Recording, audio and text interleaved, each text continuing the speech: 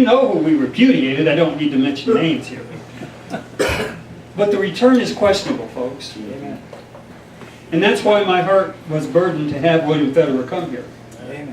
Yeah, we have the Islam issue, and it's going to be spoken about. But the issue of returning to who we were. You know, a country that can't remember where it's come from will never know for sure where it's going. And that's where we're at. And William Federer is going to be able to give us both of that. And I'm so honored, so privileged to be able to introduce to you a world-renowned historian. World-renowned. It's not nationally renowned. It's world-renowned. We are so fortunate to have this man, and you will hardly see him look at notes. He may look at the screen every now and then, not because he needs to. This man is amazing. And so I so much appreciate his ministry, and I think it's going to do a lot of good. We're going to be at the Grace Baptist Church tomorrow between 11 and 1. I want everybody who wants to help to be there at 10 o'clock. And at Sam's Restaurant in Belleville for a luncheon and book signing at from 1 until 3. And then back to the church from 4 to 6. So with no further ado, please help me welcome William J. Federer.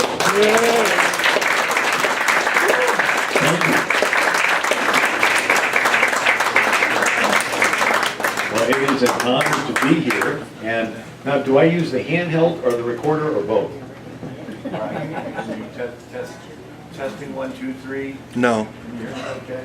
No. A little bit more. Testing. This is the day the Lord has made. We will rejoice and be glad. No, it's not picking him up. Turn it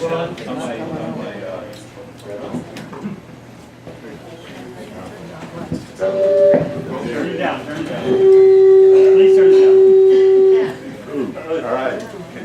Can you hear me now? Testing 1, 2, 3. Test. How about now? Can you hear me in the back? In the back row? A little bit louder? Is it all right? Is it good? Okay. It's A little good. louder. A little bit louder? A little bit more? Okay. Perfect. Well, first of all, I want to thank Dennis for having me, and it's a tremendous honor for me to be here. It's also an honor to be here with Reverend Levon Ewell and Reverend Hen Hampton, and these men are heroes, and they are brilliant, articulate. Remind me of Frederick Douglass, right? And he was a great Republican conservative orator, and he stood up for human rights back then, and so thank you for your standing up today. You're a great inspiration to me. And the information I'm going to be talking about tonight is in the book. It's called What Every American Needs to Know About the Quran, A History of Islam and the United States. Also have some DVDs back there, and everything's $20 each to sort of make it easy. And I do have the little credit card swiper if you care to do that. Well, enough of the commercial. I'm going to get into my presentation, and I point out that most people of Muslim background just want to live their lives, have their families, and they're content to coexist with non-Muslims. I'm going to give a little recent history tonight and then a little bit of ancient history. And hopefully I'm not blocking too many people's views. So let's go some recent history. The Ottoman Empire.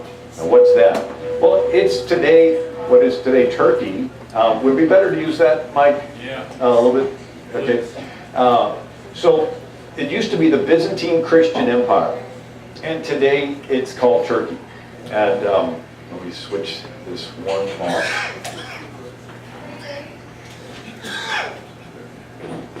There we go.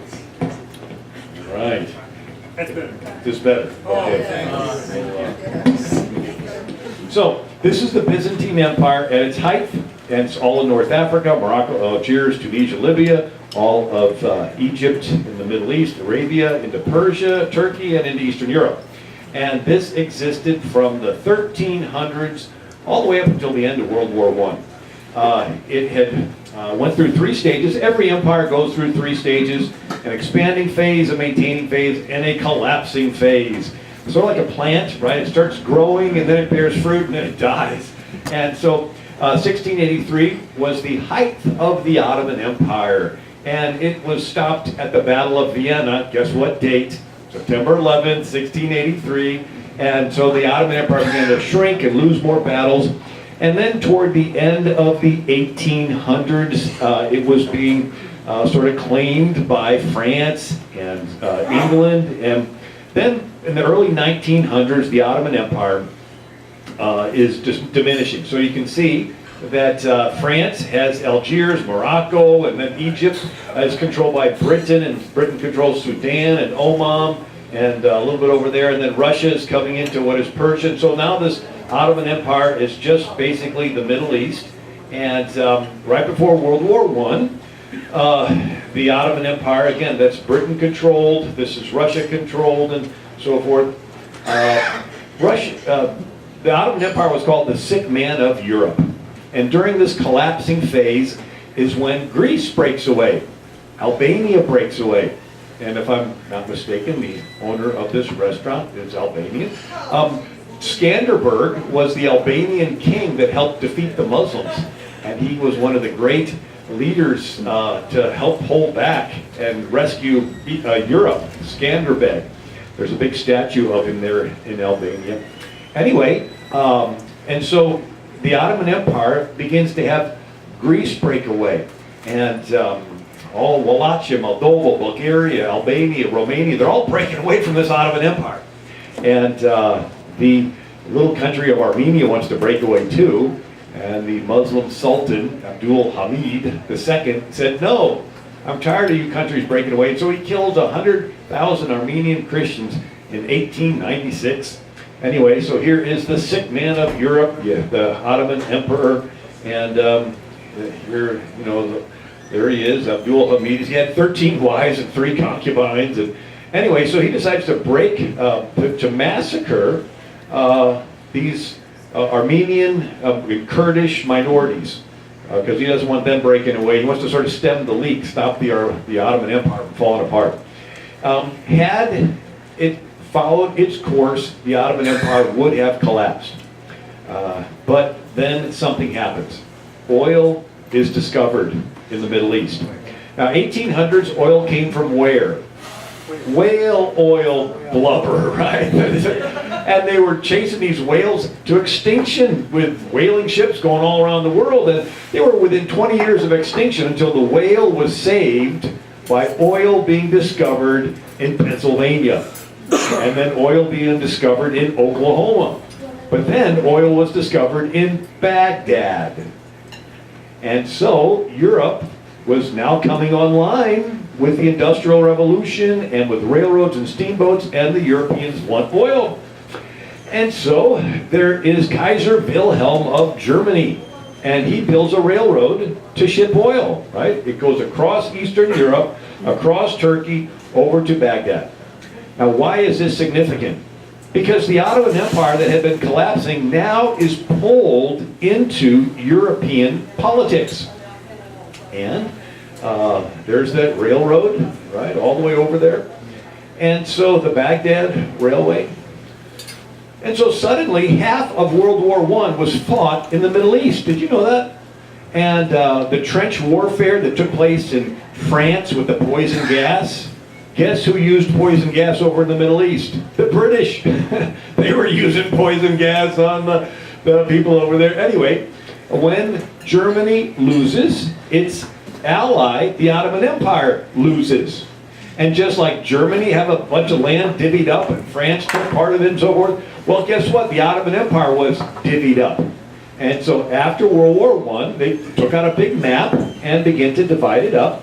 And France takes Lebanon and Syria, and Britain takes what is Iraq, and then the British mandated Palestine, and they took them over as protectorates, sort of like America took over Puerto Rico and, you know, the Philippines, and then there's an interesting person. He is a leader of Arabia named Hussein ibn Ali al-Hashimi. Long name, we'll just shorten it to al-Hashimi. And he helps the British overthrow the Ottoman Turks. So we've got different kinds of Muslims. We've got Turkish Muslims and Arab Muslims. The Arabs are just desert gangs. And there is a British lieutenant named T.E. Lawrence. And he is sent on an exploratory mission to see if these Arabs can be rallied to join the fight against the Ottoman Turks. Well, T.E. Lawrence, right, he was a little bit eccentric. He does something that he's not authorized to do. He promises the Arabs that if they help the British, then they can have the land. In his biography, T.E. Lawrence admitted that he lied to him, but he says, I figured it was better to lie and do fraud because of the urgency of getting them into the war on our behalf and so forth. So while you have the British divvying up the land and the French and the Russians divvying up this land, T.E. Lawrence had promised the Arabs a bunch of the land. It's like, the same land is now promised to two different groups. And so when the British want to give this mandate to the Jews, the Arabs say, well, what's this T.E. Lawrence promised it to us? And so that's the claims that we're seeing that are conflicting today. Anyway, al-Hashimi is an Arab, and he does help the British. And he has two sons, Abdullah and Fazl. Abdullah is recognized by the British as the king of a brand new country named Transjordan, or it's just shortened to Jordan. They took the Jewish land, cut it in half in 1922 or whatever, and they gave everything on the other side of the Jordan River to King Abdullah. So Transjordan meant on the other side of the Jordan River. And but it was the British that recognized him. So prior to this, it was all Ottoman Empire. After this, they carved out this brand new country called Jordan. Well, they carved out another country, and they made the king of it Fazl, another son of al-Hashimi. He's the king of Syria and Iraq. And so King Fazl goes to the Paris Peace Conference in 1919, and what does he say? He says, we feel that the Arabs and Jews are cousins, and having suffered similar oppressions at the hands of power stronger than themselves, we look with the deepest sympathy on the Zionist movement. We will wish the Jews a most hearty welcome home. Do you believe that?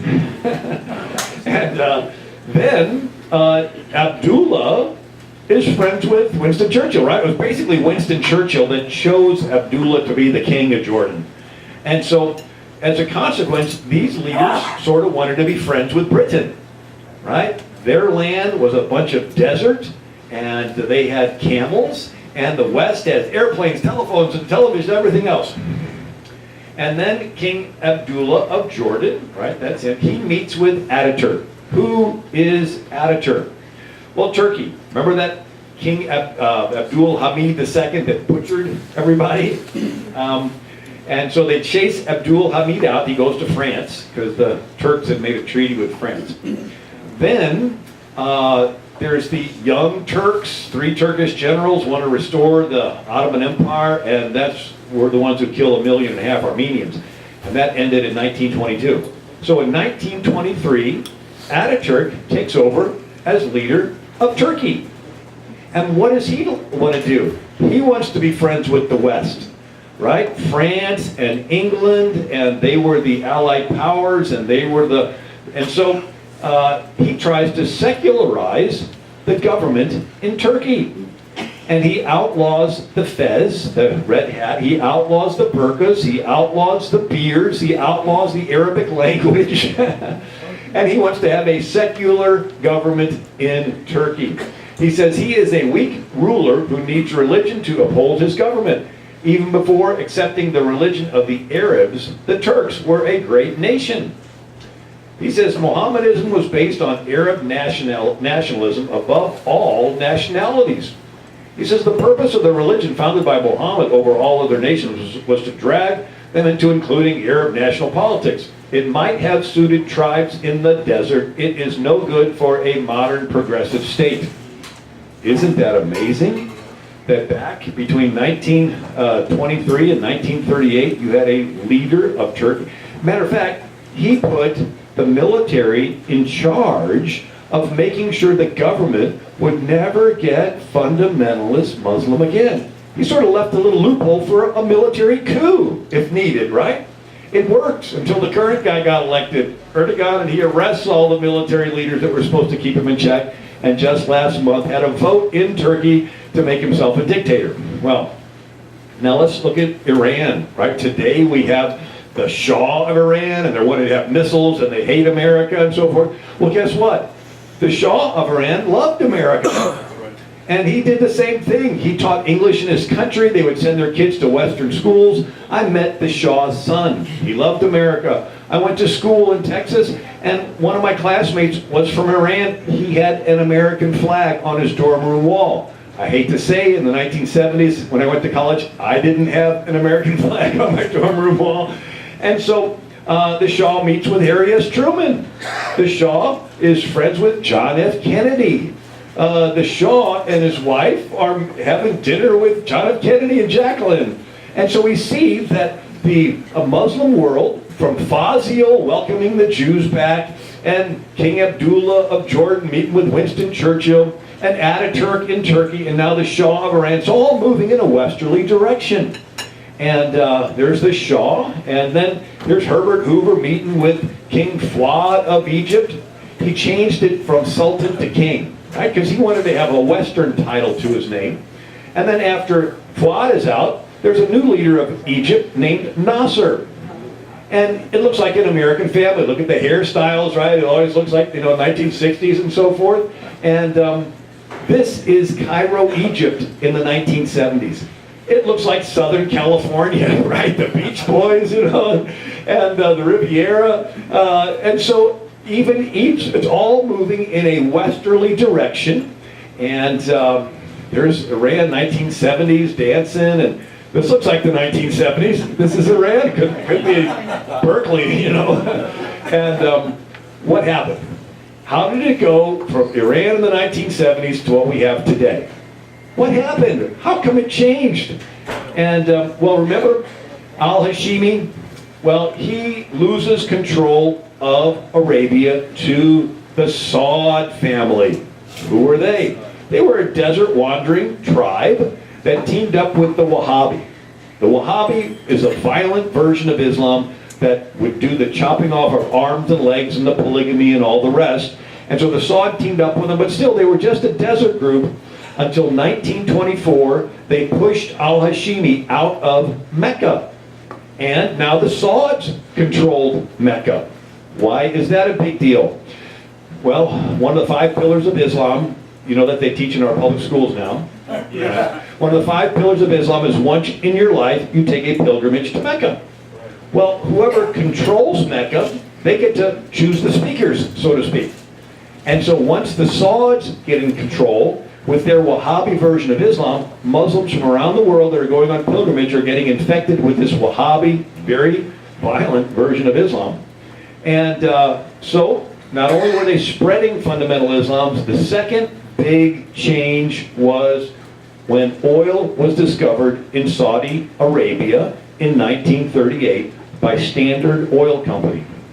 And in one generation, Saudi Arabia goes from the poorest Muslim country with mountains of useless sand to the richest Muslim country. And it becomes a magnet for fundamentalism. So the rest of the Muslim world began to say, why should we be more secular like the West to be blessed? Let's be more fundamental Muslim like Saudi Arabia to be blessed. If you've ever played with magnets and little metal filings and you turn the magnet on, right, wrap a wire around a nail, and then you touch it to the 2 ends of the battery and it turns into a magnetic nail, and have little metal filings, they all line up. When the West bought so much oil from Saudi Arabia, it became this magnet to draw the Muslim world toward fundamentalism. And so here is the pipeline. I was speaking with Rick Perry. He's the former governor of Texas. It's the head of the Department of Energy. He says he was in the Air Force in the 1970s, and he was over there in Saudi Arabia, and they were still learning how to drive cars. I mean, they were like wandering all over the road and everything. And this is what they're driving today. Gold SUVs. Gold sports cars. Whoa. And this is Riyadh, Saudi Arabia. And not only are they wealthy, they still have Dira Square, where every week they chop off arms and legs. Very fundamentalist and very rich. And what happened to Iran? Well, remember Jimmy Carter?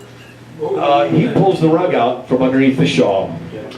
So the USSR was trying to make a move on Iran. And Jimmy Carter had a national security advisor named Zbigniew Brzezinski. His daughter does MSNBC stuff. And Zbigniew Brzezinski convinced Jimmy Carter that the Soviet Union was a bigger threat, and so he should allow the Shah to have the rug pulled out from under him and let Iran fall into the hands of the Ayatollah. And so here's Jimmy Carter and all of his move toward allowing the fundamentalist Muslims to take over what was our former ally, Iran. Now, this is a current news article. Asia Times, Syrian civil war, Saudi Arabia and Turkey's pipeline war.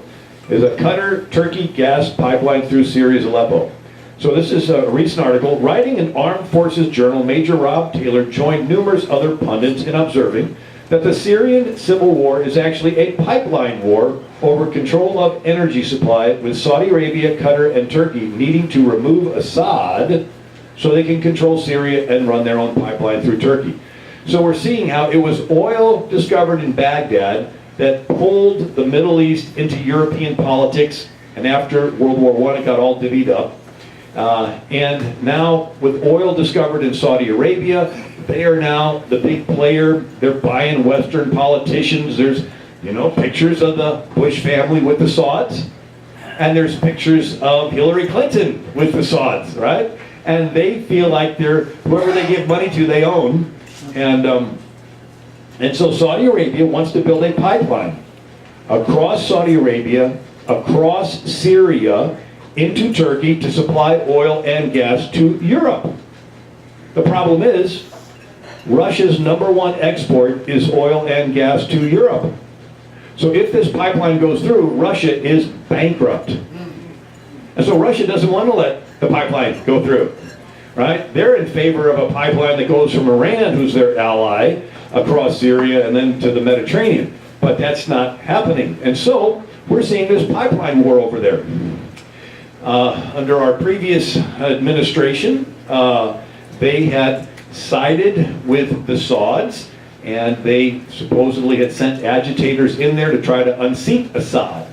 And that organizing of agitators turned into ISIS. But I'm getting ahead of myself. So the Wahhabi influence, backed by Saudi oil, reawakened and exported an Islamic fundamentalism that had been latent, that had been repressed for a long time. So again, the Ottoman Empire was really big, then it begins to shrink, and then it begins to collapse. And so then after World War I, the whole Muslim world wants to become more Western, but then we have the Muslim Brotherhood, the Wahhabi movement started, and then oil discovered. So there's lots of different names, but they want the same thing. So whether it's Muslim Brotherhood, ISIS, Taliban, Al-Qaeda, Boko Haram, Hamas, they basically all want to reestablish a Muslim state called a caliphate.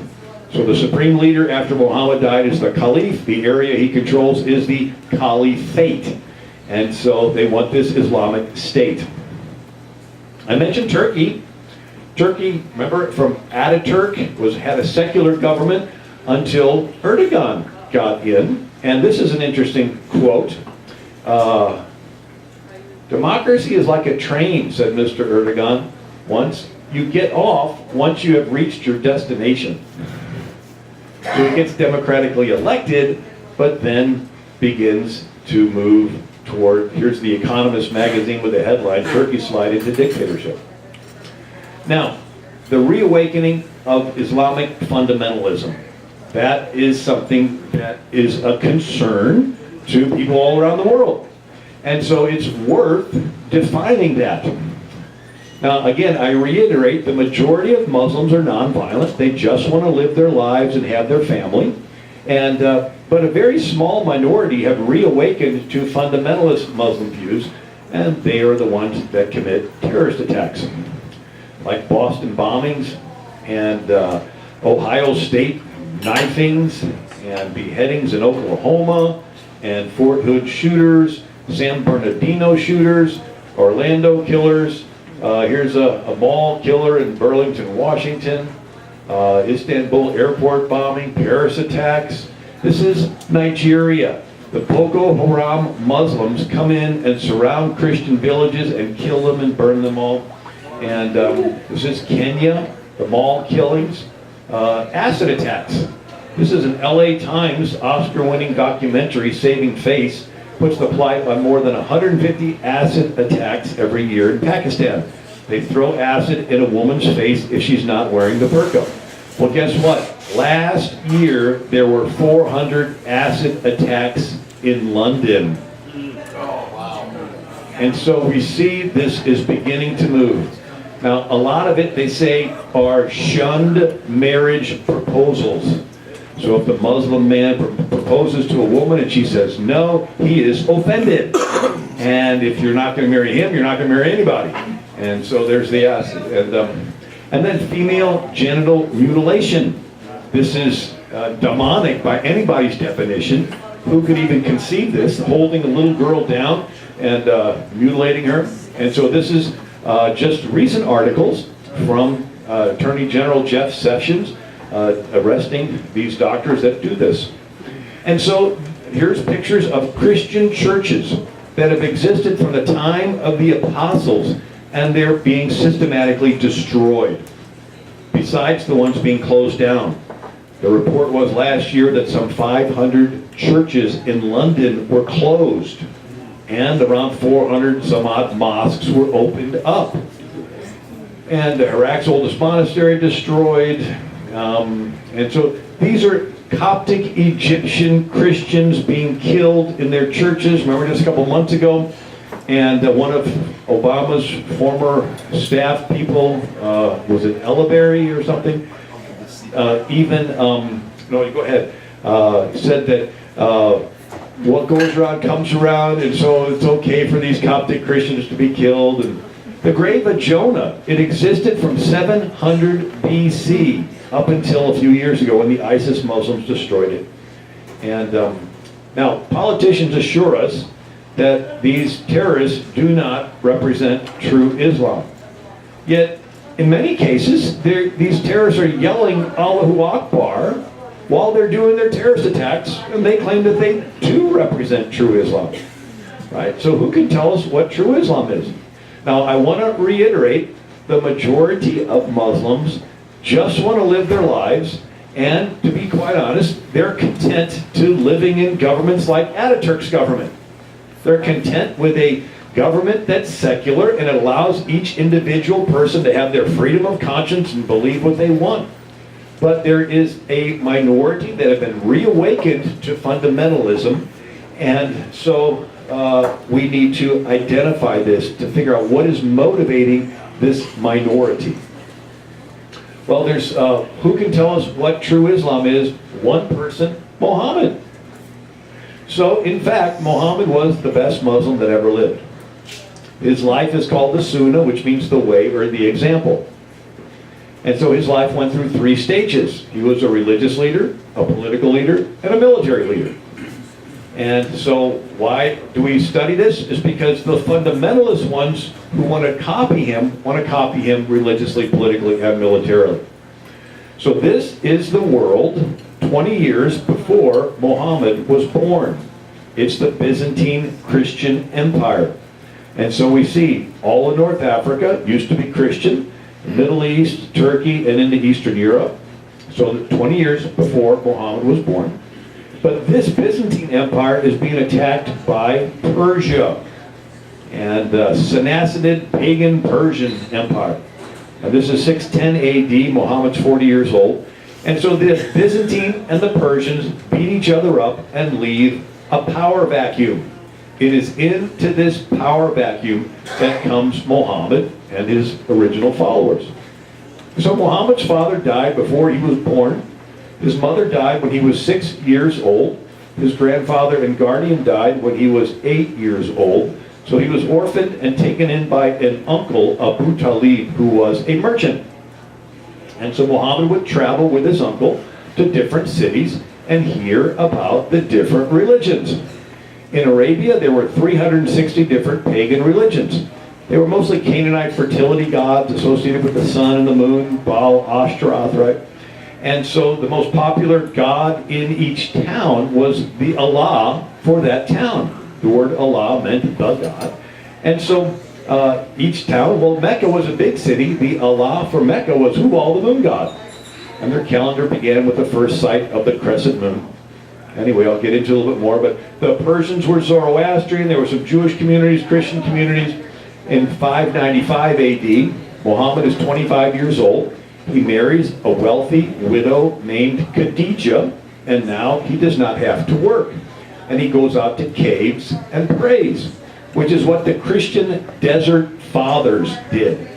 So at this period in Christianity, there was this hyper-pietism that swept through the church, which said if you really became a Christian, you should give away all your money and live in a cave. If you're really a Christian, give away all your money and join a monastery. If you're really a Christian, you'll give away your money and build a platform in the desert, climb on top, bake in the sun, thinking you're denying your flesh and getting holier. But it was all this me-focused salvation that sort of abandoned responsibility. Well, that was what was sweeping through. And so Muhammad followed that example, and he went out into a cave and prayed. And the story from Islam is that a spirit appeared to him and squeezed him and commanded him to read. And he said, I cannot read. And he squeezed him a second time, said, read. He said, I cannot read. Squeezed him a third time, said, read. He said, I cannot read. Finally, the spirit threw him down, and he began to recite. And that's how the Quran came to Muhammad. The word Quran means recitation because it is an oral thing. Muhammad and his original followers were illiterate, and so it was orally passed down. You think, how can somebody that's illiterate memorize all these verses? Well, in Arabic, they had a little rhyme to them, a little beat, very similar to rap music today. So maybe there's a student that can't read, but they memorize all these rap songs. And so, anyway, so the pagans in Mecca, their most popular god was Hubal, the moon god, and their calendar began with the first sight of the crescent moon over the desert, and this got incorporated into Muhammad's belief system. There's the crescent moon. Even the Canaanites book of Judges in the Bible says, Gideon slew the kings of Zebah and Zalmunna and took away the crescent half-moon ornaments that were on their camels' necks.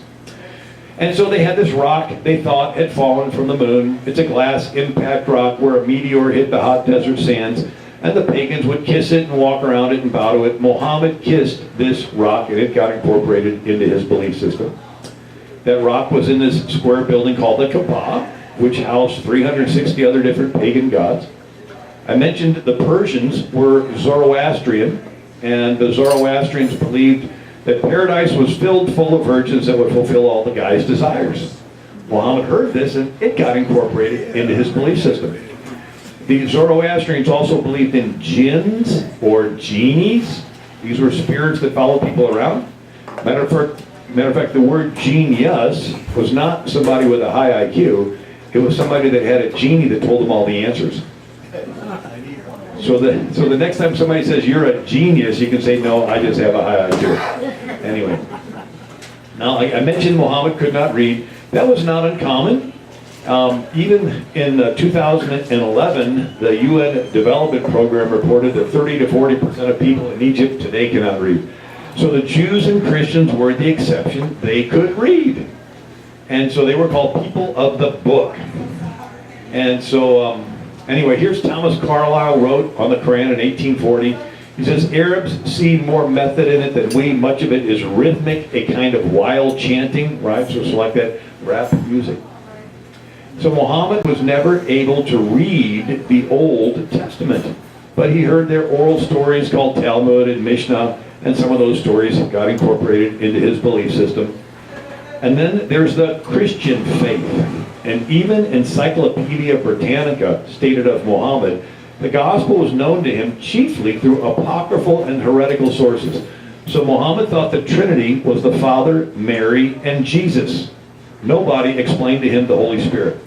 So there are Muslims today that think Christians are polytheists, worshiping three gods, the Father, Mary, and Jesus.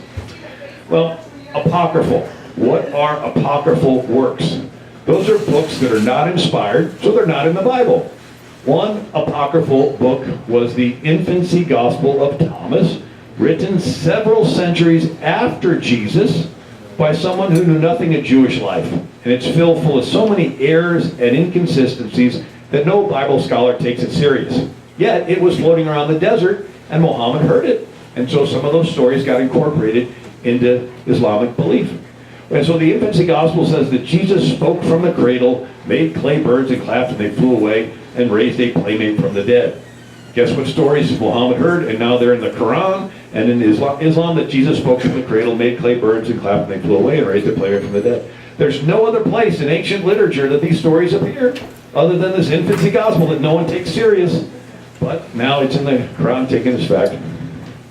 So Muhammad starts his faith officially in 610 AD. Now, he's very excited about it. He feels there's something in it for everyone. Something for the Jews, something for the Christians, something for the Zoroastrians, something for the pagans. He goes into the city of Mecca, and he only makes 70 converts in 12 years. And he begins to get confrontational. And the people of Mecca consider him a disturber of the peace. And when his uncle, the merchant, Abu Talib, dies in 619 AD, the pagans in Mecca decide to chase him out of town. And so Muhammad has nowhere to go. He tries to go to a city called Al-Taif. They don't want him. They pelt him with rocks and stones. So in a sense, Muhammad is a Muslim refugee. And so he goes to a Jewish city called Medina. The Jews are nice and tolerant, and they let Muhammad in as a Muslim immigrant. Muhammad goes into the minority neighborhoods in Medina, and he begins to organize a following amongst the pagans who have grievances against the Jewish-controlled city. There were 3 Jewish tribes that controlled Medina. And so, Muhammad's following gets larger and larger, right? We're familiar with the term of organizing in the community, right? So when his following gets significantly large, he goes to the Jews and he pressures them to accommodate him and his followers politically. They do, and Muhammad is now a political leader in addition to being a religious leader. Then Muhammad's followers in Mecca get confrontational, and they get chased out of town for disturbing the peace. They have nowhere to go. They are Muslim refugees. They go north to Medina, and the Jews are nice and let them in as Muslim immigrants. And Muhammad allows his followers to rob the caravans headed to Mecca in retaliation for the Meccans chasing them out of town. So where Jesus said, if they take your coat, give them your shirt, his attitude was, if they take your house, you retaliate, take their caravan. And so he has 300 warriors, and they rob caravans. He actually gets a whole chapter of the Quran on how to distribute booty from robbing caravans. Muhammad gets 1/5 of the booty. And so the Meccans send 1,000 soldiers to escort and protect their caravan, and Muhammad with 300 warriors defeats 1,000 at the Battle of Badra in 624 AD. This amazing victory, having been outnumbered 3-1, convinces Muhammad to be a military leader. And he fights in 66 battles and raids in the next 8 years before he dies. He even used the catapult when he attacked the city of Al-Taif. And when they told him the catapult was hurling these rocks that were killing women and children, his response was, they are among them. So they got to be killed too. So suicide bombers and ISIS killers say it's okay to kill innocent people to advance Islam because Muhammad did. And since he's the perfect Muslim, Muslims that want to be better Muslims, they want to be like him religiously, politically, and militarily. So most Muslims, it's just religion, but we see this reawakening in those that want to follow Muhammad religiously, politically, and militarily. We call this getting radicalized. And so it's a threefold system, like RPM, revolution per minute in your car. So it's a religious system, a political system, and a military system. So there's freedom for all religions in America. But in a sense, Islam is not just a religion, because Muhammad was not just a religious leader. He was a political and a military leader. So a mosque is a religious building, a political building, and a military building. Bowing to Mecca is a religious bowing, a political bowing, and a military pledging of allegiance to another capital. And our effort in the West to split the religious side of Islam away from the political military side is we're trying to split Muhammad. Who are we to split their prophet? He was all three: religious, political, and military leader. Now again, lots and lots of Muslims have backslidden away from this, and we've seen this throughout history, and most recently after World War I ended. But now there's this reawakening of this. Now here's Alexis de Tocqueville wrote in 1840. He says, Muhammad put into the Quran not religious doctrines only, but political maxims, criminal and civil laws. So even he acknowledged it's not just a religion, right? It's political and there's criminal and civil laws.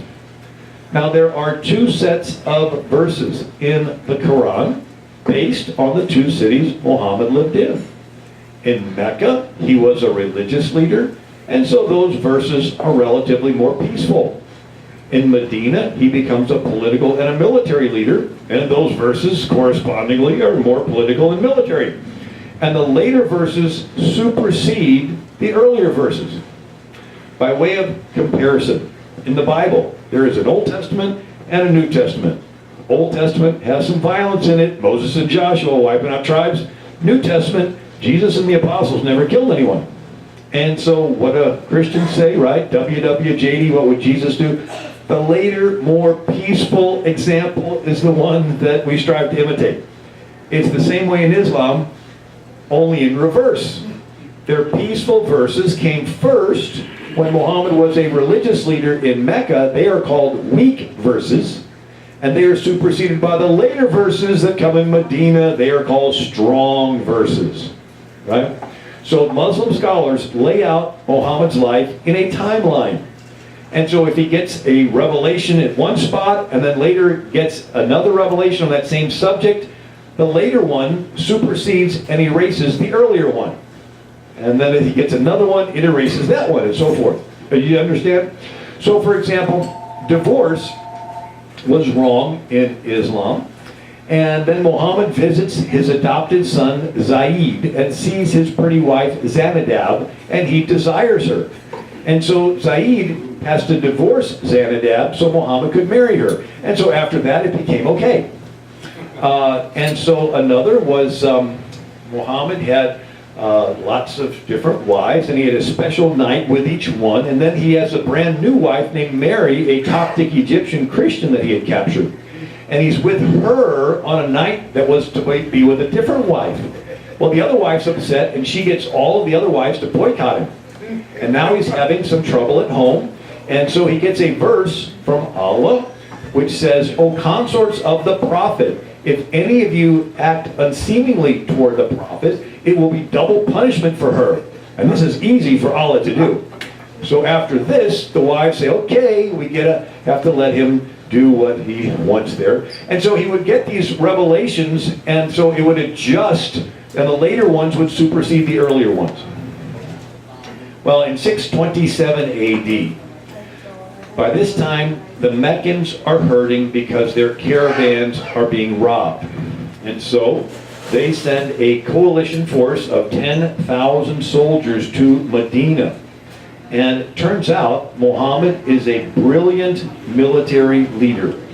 Primarily because he's creative, he's unconventional, he doesn't play by the rules of traditional Arab warfare. So these Arabs had 1 month off a year where they agreed not to fight. It was their pilgrimage month. Muhammad gets verses from his Allah instructing him to rob the caravans during this month. Catches them totally off guard, comes away with a lot of booty. And so as these 10,000 Meccans are marching toward Medina, Muhammad's version of roadside bombs was he dug potholes and trenches all around the city of Medina, which rendered the superior cavalry of the Meccans useless. You cannot charge your horse and camel across a field full of potholes, they'll break their legs. So it throws off the battle strategy. So Muhammad goes to some of the pagans at night and he bribes them and they slip away. He goes to some of the other pagans at night and he threatens them and they slip away. Sort of the Chicago politics, you know, the bribe or the bullet, the silver or the lead, positive and negative human motivations. And then it gets freezing cold for a week and the rest of the Meccans lose heart and decide to bring their troops home. And it leaves a power vacuum. Very similar to 2010 when President Obama said war in Iraq and Afghanistan was over, mission complete, and he brought our troops home, right? It left a power vacuum. Question, did they all get really peaceful after that? No, they began what John Kerry even called a genocide. And so when Muhammad saw these Meccans retreating after that freezing cold week, did he get more peaceful? He was emboldened that his enemies were cowards and unable to subdue him. So he goes back into that Jewish city of Medina. And remember those 3 Jewish tribes that let him in 5 years earlier?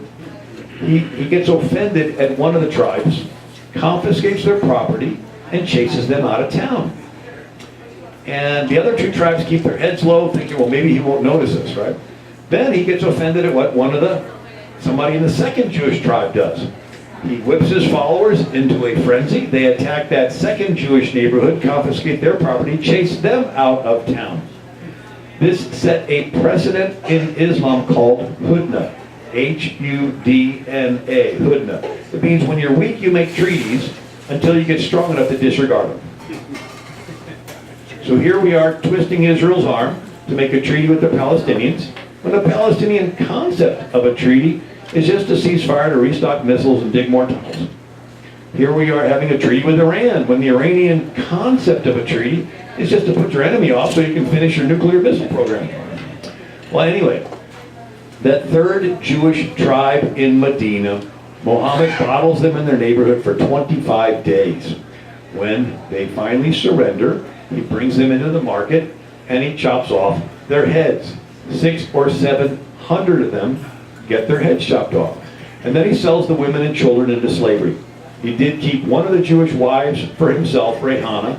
He ended up having 11 to 22 wives, slave wives, concubines. His youngest wife, Aisha, was 6 years old. We all know the story. He had a dream 2 nights in a row of him marrying the 6-year-old daughter of his general, Abu Bakr. The general says, you're the prophet, here she is, right? And then she writes that she was 9 years old, playing in the swing in the backyard, and her mother calls her in, and she's standing in the doorway, and her mother takes her rag, dips it in water, washes her face, and the Muslim women say, Allah's blessings and good luck. And she says, the prophet visited me that afternoon. I was 9 years old. And she ended up being one of his favorite wives. Anyway, so within 5 years of Muhammad coming into the Jewish city of Medina as an immigrant, there's not a Jew left in the city of Medina. They were chased out, killed, or enslaved. Within 5 years of Muhammad's death, every pre-existing culture in Arabia was wiped out. And so we see it's a 3-step process. Like Caesar's 3 steps, Veni, Vidi, Vici, I came, I saw, I conquered. Muhammad's 3 steps was immigrate, increase, eliminate. Immigrate into a host country as a religious refugee. Increase the number of your followers amongst those who have grievances against the government, and then begin to demand political accommodation, and then have random outbreaks of militancy and violence, and you drive the previous inhabitants out of the neighborhood. And so it's a predictable process. Here is a local news story.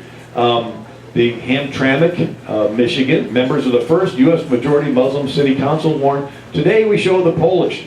And so they come in, build their numbers, and then begin to have the former inhabitants pushed out.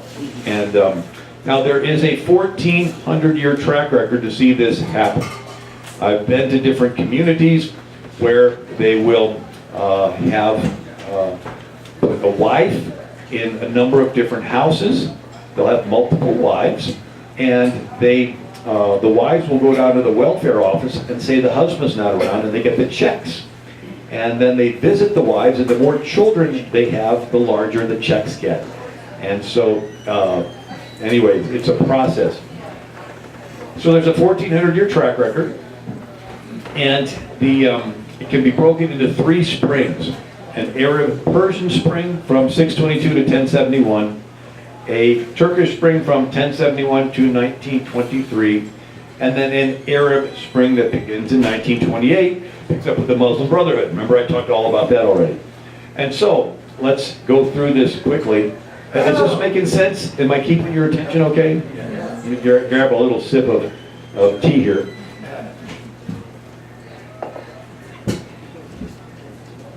Now again, all this information is in the books that I have, and also the DVD on the subject.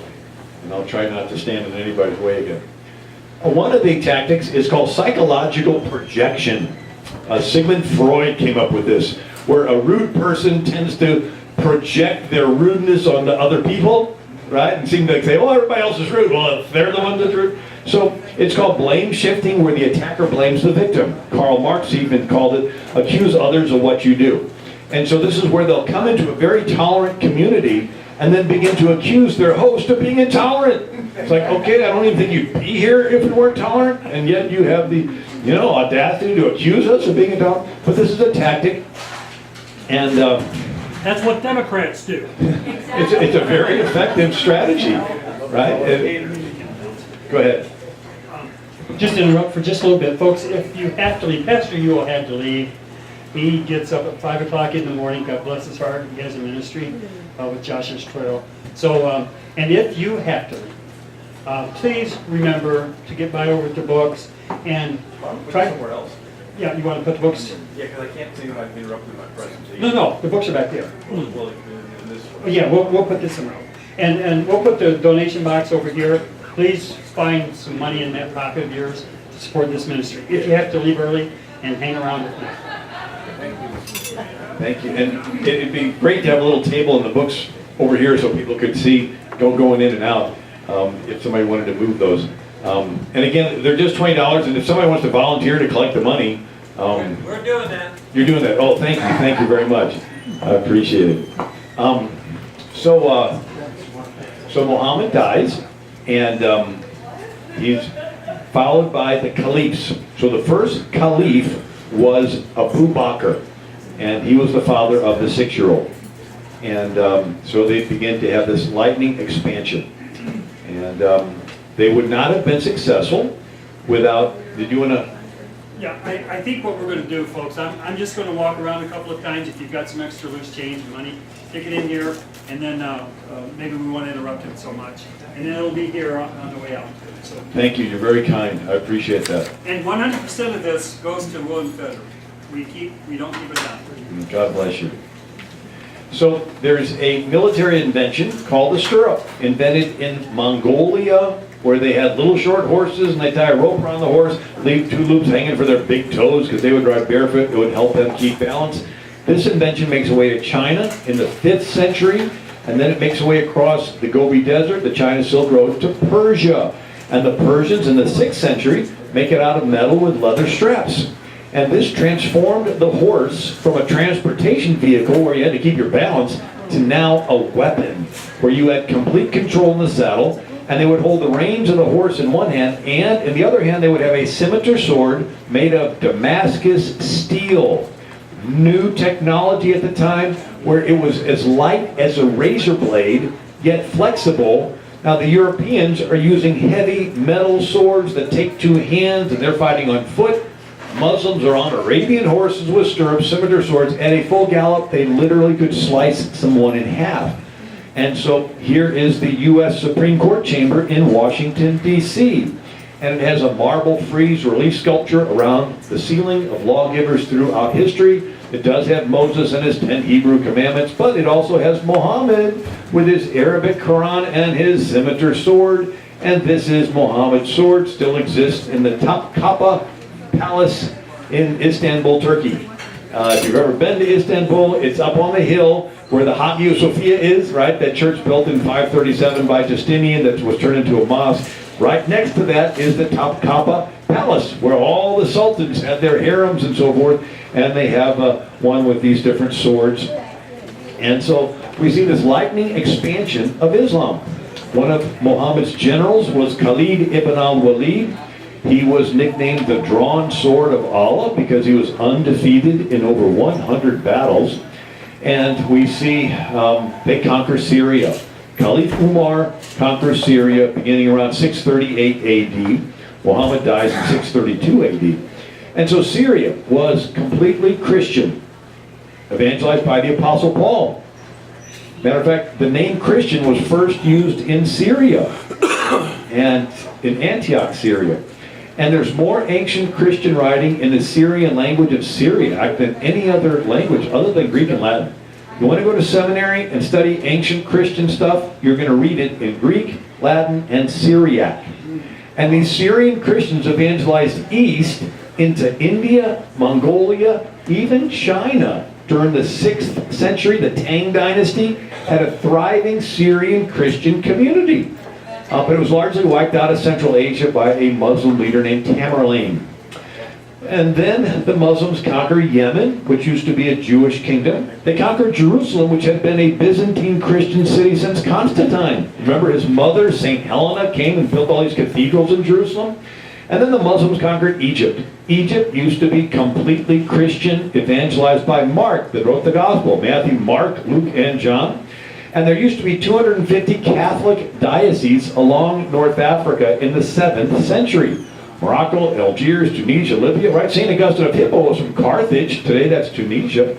And so this all happened just within 23 years of Muhammad's death. And what did it do? It cut off trade across the Mediterranean. And so Constantinople and Rome traded across the Mediterranean. All of a sudden, trade was dead. And it was a heart attack to the Roman economy. Imagine if China held their ships back today for a couple months. All of our Walmarts would be empty, and our retail industry would have a heart attack. That's what happened to Rome.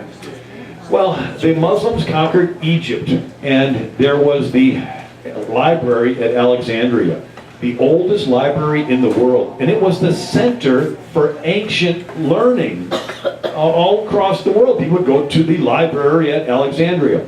Well, when they come in there, the warriors ask Caliph Umar what to do with the books. And the story is, he says, every book that does not agree with the Quran, destroy. And every book that does not agree with the Quran is redundant, right? Because we have the Quran.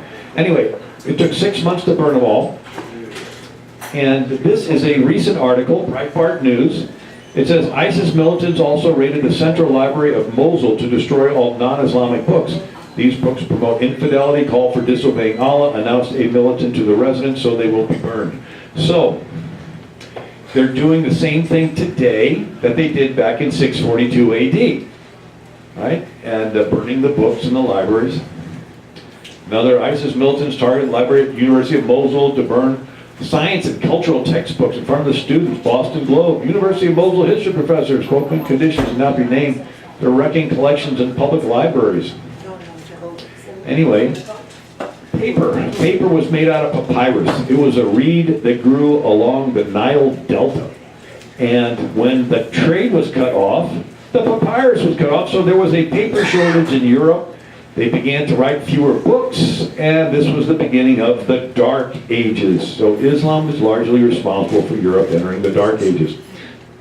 And so then they invade Spain in the year 711. So, like the convenience store 7-Eleven, you'll remember that date. So in 711, 80,000 Muslims invade Spain. Spaniards are still fighting on foot with heavy metal swords. The Muslims are on Arabian horses with stirrups and scimitar swords. In 10 years, they conquer all of Spain, carry away over 1 million into slavery. And then they cross the Pyrenees Mountains and they conquer southern France. You read the story of the Battle of Bordeaux. In one pass, the Muslim cavalry annihilates the entire Frankish army. So these Franks are on foot, heavy metal swords. The Muslim cavalry is charging. Their horses have armor. They have armor with scimitar swords. In one pass, all the Franks are dead. They turn around for a second, go at them, right? They're all dead. They were unstoppable in setting up their ISIS, their Islamic State, their caliphate. So Pope Gregory puts out a plea that anybody that could fight should join Charles Martel. He was the grandfather of Charlemagne. Charles Martel gets 30,000 volunteers, and they stop the Muslims at the Battle of Tours in 732 AD, exactly 100 years after the death of Muhammad in 632 AD. So they went from Arabia to Paris in a 100-year military campaign. And since this is the 1st century of Islam, there are that small percentage of Muslims that look back to that as the example of how they're supposed to act, the same way that Christians look back to the 1st century of Christianity for an example of how Christians are supposed to act. Right? Now, thankfully, lots of Muslims have backslidden from that example, but there's this reawakening of that. Now, Charles Martel, interesting battle. Instead of standing on the field waiting for the cavalry to come and charge him, he puts his men on top of a hill, and he packs them in a square.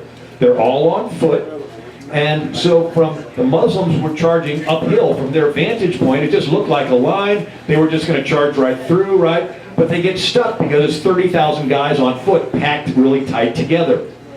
Meanwhile, Charles Martel arranged for some of his men to sneak into the Muslim camp and free the captives. They fought for religion, but they also fought for plunder.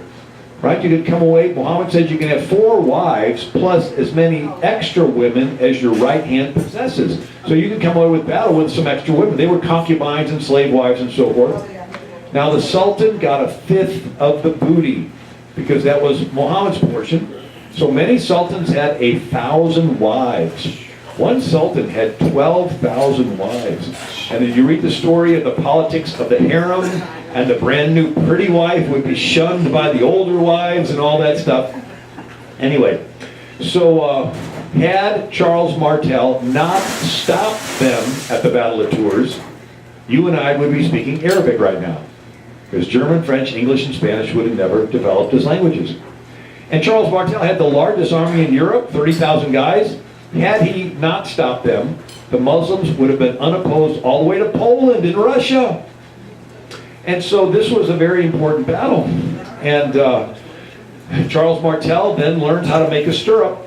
5 years later, wins his first battle, and it takes 700 years of battles to drive the Muslims out of Spain. One of the oldest French poems is the Song of Roland. Right, so Charlemagne goes and fights some of the Muslims, and then he's coming back, and he's leading one of his contingents to sort of, help and follow up. Well, the contingent gets ambushed by the Muslims and gets wiped out, so it's called the Song of Roland. And anyway, and so one of the famous leaders that helped to defeat the Muslims in Spain was El Cid, Rodrigo Diaz. Here, Charlton Heston plays him. I met Charlton Heston. He endorsed me when I ran for Congress back in 2000. He was the head of the NRA, right? And anyway, so Charlton Heston, El Cid, Rodrigo Diaz, he's driving the Muslims back, and he knows that he needs one more charge to win the victory. But he's wounded. They're looking at him. They say, "You're bleeding to death. You're not going to make it." He goes, "Well, I'm going to die anyway, so put me back on the horse, tie me on really tight." And they open the gates of the city, and they slap his horse, and he goes off riding. His men jump on their horses, they go off riding, and they win the battle. After the victory, they're all celebrating, and they go, "Where's El Cid?" They see him over there on his horse, sort of drooped over. It's one of those romantic chick flicks, Hey, let's watch El Cid tonight. Snuggle up on the couch. Anyway, so very courageous battles. Saragossa, Toledo, Seville, Granada, for 7 centuries. I mean, that's older than America is. They're driving them out. And but then the Muslims come around the other side of the Mediterranean, and they attack Constantinople, which was the capital of Europe. It was the New York, Washington, D.C. Constantine had moved the capital of Rome over there, where the Black Sea empties into the Mediterranean, where the East and West met. It was the big trade merchant city. Today they call it Istanbul, which means the city. And so the Muslims attacked. But this time, the defenders of Constantinople had the military advantage. It was Greek fire. This is where they mixed oil and sawdust in these brass containers, sort of like a napalm, a gel, spraying out of hot oil cannons, past a torch. If you ever hold a match with a can of hairspray, you spray the can of hairspray, it turns into a blowtorch. You've never tried that. It's great for getting those little worms out of fruit trees. We used to have a fruit tree, like a blowtorch. But, so the Muslims were stopped. All of that was the first Arab Spring. It went from the Persian Gulf to the Atlantic Ocean. And anyway, some definitions. The word Islam means submission to the will of Allah. A Muslim is one who has submitted to the will of Allah. And Islam believes there will be world peace when the whole world submits to the will of Allah. So Islam is a religion of peace. It's just their definition of the word peace is different than our definition. Our definition of the word peace is different groups getting along. Their definition of world peace is world Islam. When the whole world submits to the will of Allah, there will be peace. And a lot of people are in pieces. Yeah. And so found this quote by Lincoln. He said, "We all declare for liberty, but in using the same word, we do not all mean the same thing." Right? Well, today we all want peace, but when we say it, it is not the same as when they say it. So in Islam, the world is divided in two. The half that has submitted to Allah, and the half that's in the process of submitting to Allah. So they see the world as Muslim and going to be Muslim. And the half that has submitted is the house of Islam, the Dar al-Islam. The half that's in the process is called Dar al-Harb, the house of war. The non-Muslim world is supposed to be at war because it's in the process of submitting. What about moderate Muslims? The majority of Muslims are moderate. They just want to live their lives, have their families. Moderate Muslims believe the world will submit to Allah later. Maybe in a distant future. Maybe at the end of the world. And since maybe it's even figurative. And since it's so far off, they just want to live their lives and have their family, and they have no problem living next door to you as a kafir infidel. The fundamental Muslim, they think the world is supposed to submit to Allah now. And they're really excited, and they want to help make it happen. Now, the dilemma that the West has is the nicer it shows itself in unprecedented ways toward the Muslim, there's a percentage of Muslims that view that niceness as weakness. And in Islam, there's this concept, when your enemy shows weakness, that is Allah giving them to you. So when we think we're being a little bit more nice, a little bit more nice, a little bit more nice, they see us bending over backwards doing the limbo, and they look, Allah's giving us our enemy. So it's sort of like the law of the jungle applied ideologically. Lion is chasing the zebra trips. Does the lion pause or pounce? And so another concept in Islam is when you have fear in your heart toward a Muslim, they feel that it's Allah that put the fear into your heart, and it is an indicator that they are supposed to attack you. Sort of like a shark can sense a distressed animal in the water, and they're drawn to want to go over and attack it. Now again, the majority of the Muslims just want to live their lives, but there's this percentage of Muslims that view the niceness as weakness. And they begin to gravitate from the "it's going to happen in the distant future" camp into the "it's happening now" mindset, which happens to be the radical mindset. Here's an interview with psychologist Nikolai Sennels. He says, "Muslims instinctively see our lack of reaction as fear. It is an invitation to attack." Another word to define is the word innocent. When terrorist attacks happen, politicians tell us, well, those terrorists do not represent true Islam because Islam says it is wrong to kill the innocent. Well, let's define the word innocent. Innocent is a faithful follower of the way of Allah. And so if you are not a faithful follower of the way of Allah, you're not innocent. And so it says, Allah loveth not those who reject the faith. Be ruthless to the infidels. Make war on the infidels. Fight those who believe not in Allah. Kill the disbeliever wherever you find them. So when they say it's wrong to kill the innocent, it's code for it's wrong to kill the faithful Muslim. Now, in all due respect, the ones that are doing the killing, they view the large majority of Muslims who are not participating, they think they have left the way of Allah, and they're just as happy to kill a non-violent Muslim as they are to kill an infidel. You see that? And so, while the majority of Muslims are content to live amongst the rest of the non-Muslims, you have this small minority that want to overthrow the governments and establish Sharia law. The word Sharia just means law in Arabic, but they feel their Sharia, their law, came directly from Allah, so it is therefore superior to all man-made laws like constitutions. So here is a Joram Qadari in London, which now has a Muslim mayor, and he says, we have had enough of democracy and man-made law. We call for a complete upheaval of the British ruling system and demand full implementation of Sharia in Britain. Again, majority just want to live amongst us, but there's this minority that do want to overthrow the laws. And they base their strategy on the two cities Muhammad lived in, Mecca and Medina. In Mecca, Muhammad was religious. Medina, he becomes political and military. And so these type of Muslims will infiltrate a country pretending to be just one of the majority that just want to have it as a religion, but they take the opportunity to transition into the political and military as Muhammad did when he went to Medina, right? So first is Meccan and then Medina.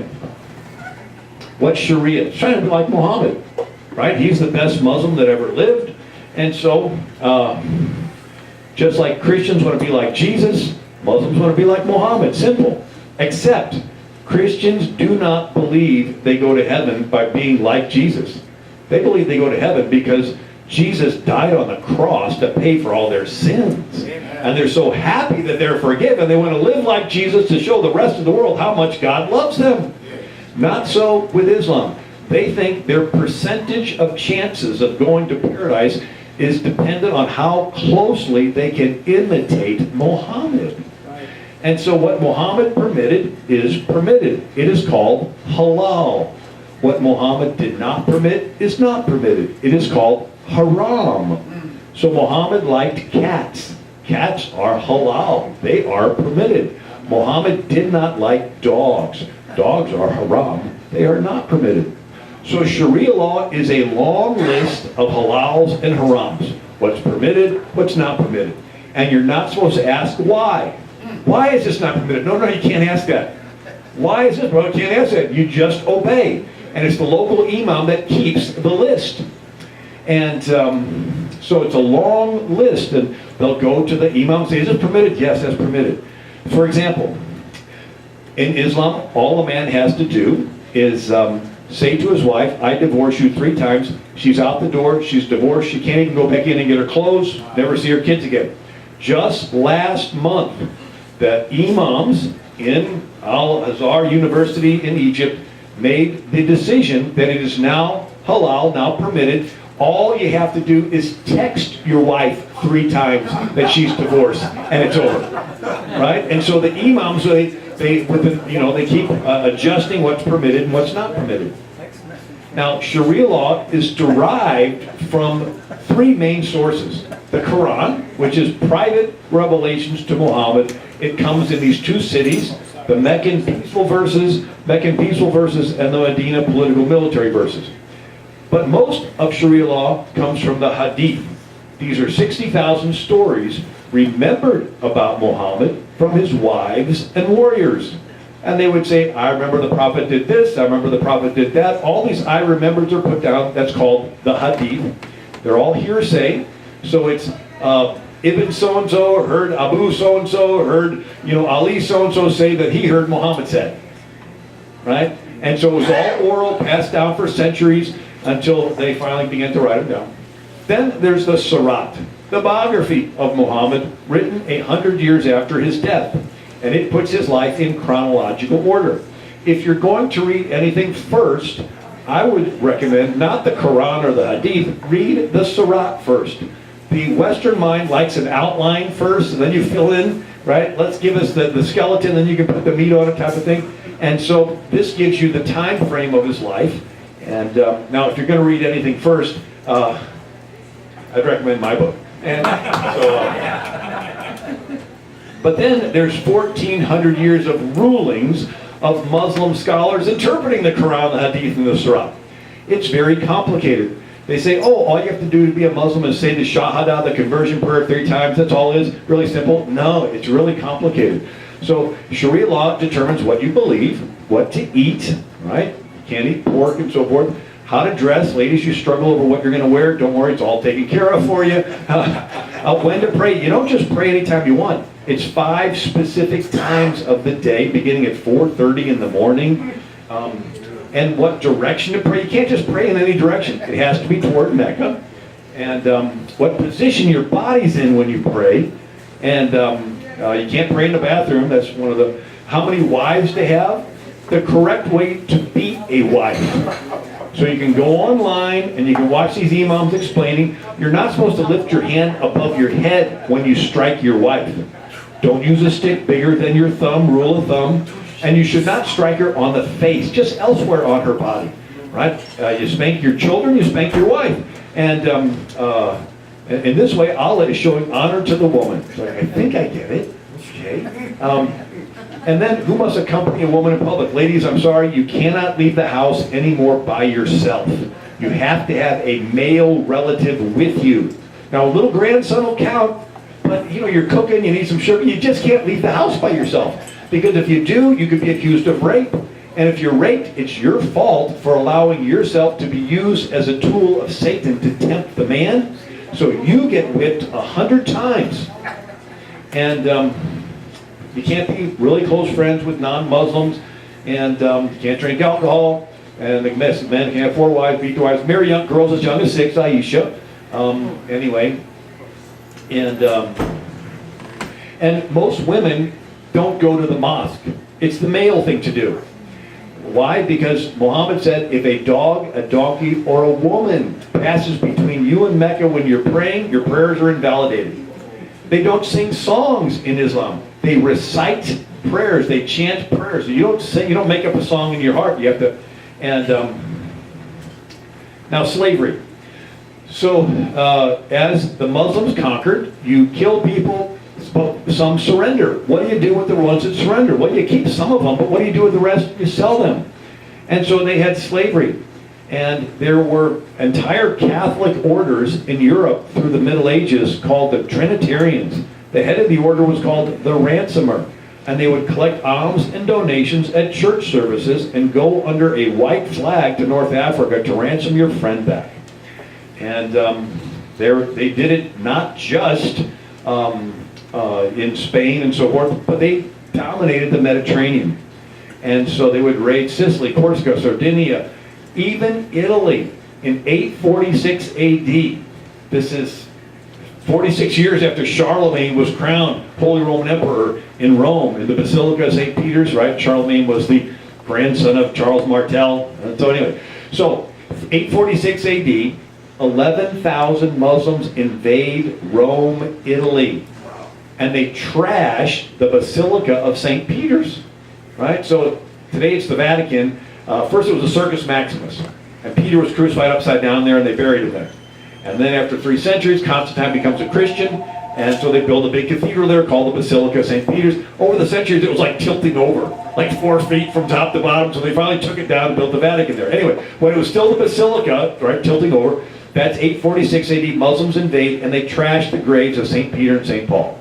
It was after that that Pope Leo decided to build a 39-foot wall around the Vatican. So we have the Pope building a wall to keep the Muslims out. Anyway, some of you will heard that. And so then they invade and ships in the Atlantic. And in 1625, they raid England and carry away over 1,000 English to the slave markets in Morocco. In 1640, they raid Ireland. Here's a book called The Stolen Village of Baltimore, Ireland. Muslim pirates come up, kill a bunch, round up the whole town, put them on ships, take them to Morocco, sell them into slavery. In like 847, they invade Iceland and carry away 400 from Reykjavik, Iceland, to Morocco to sell them into slavery. And but then they enslave Africans. And they enslaved an estimated 180 million Africans in the 1400 years of Islam. Muhammad was a white Arab.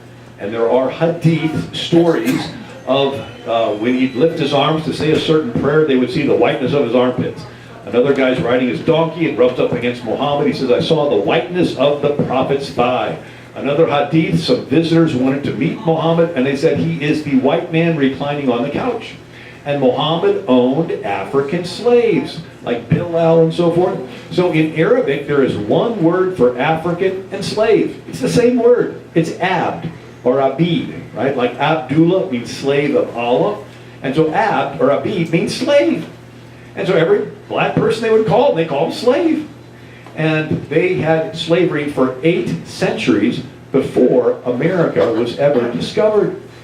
They would raid the villages and carry away, but they'd kill a third in the conquest, and the elderly and young would not survive the forced marches to the Muslim slave markets in Timbuktu, where your canoe meets the caravan, the Niger River, and Khartoum in Sudan, and Tanzania and the Zanzibar coast. These were Muslim slave trading markets that were going on for 8 centuries before America was ever discovered.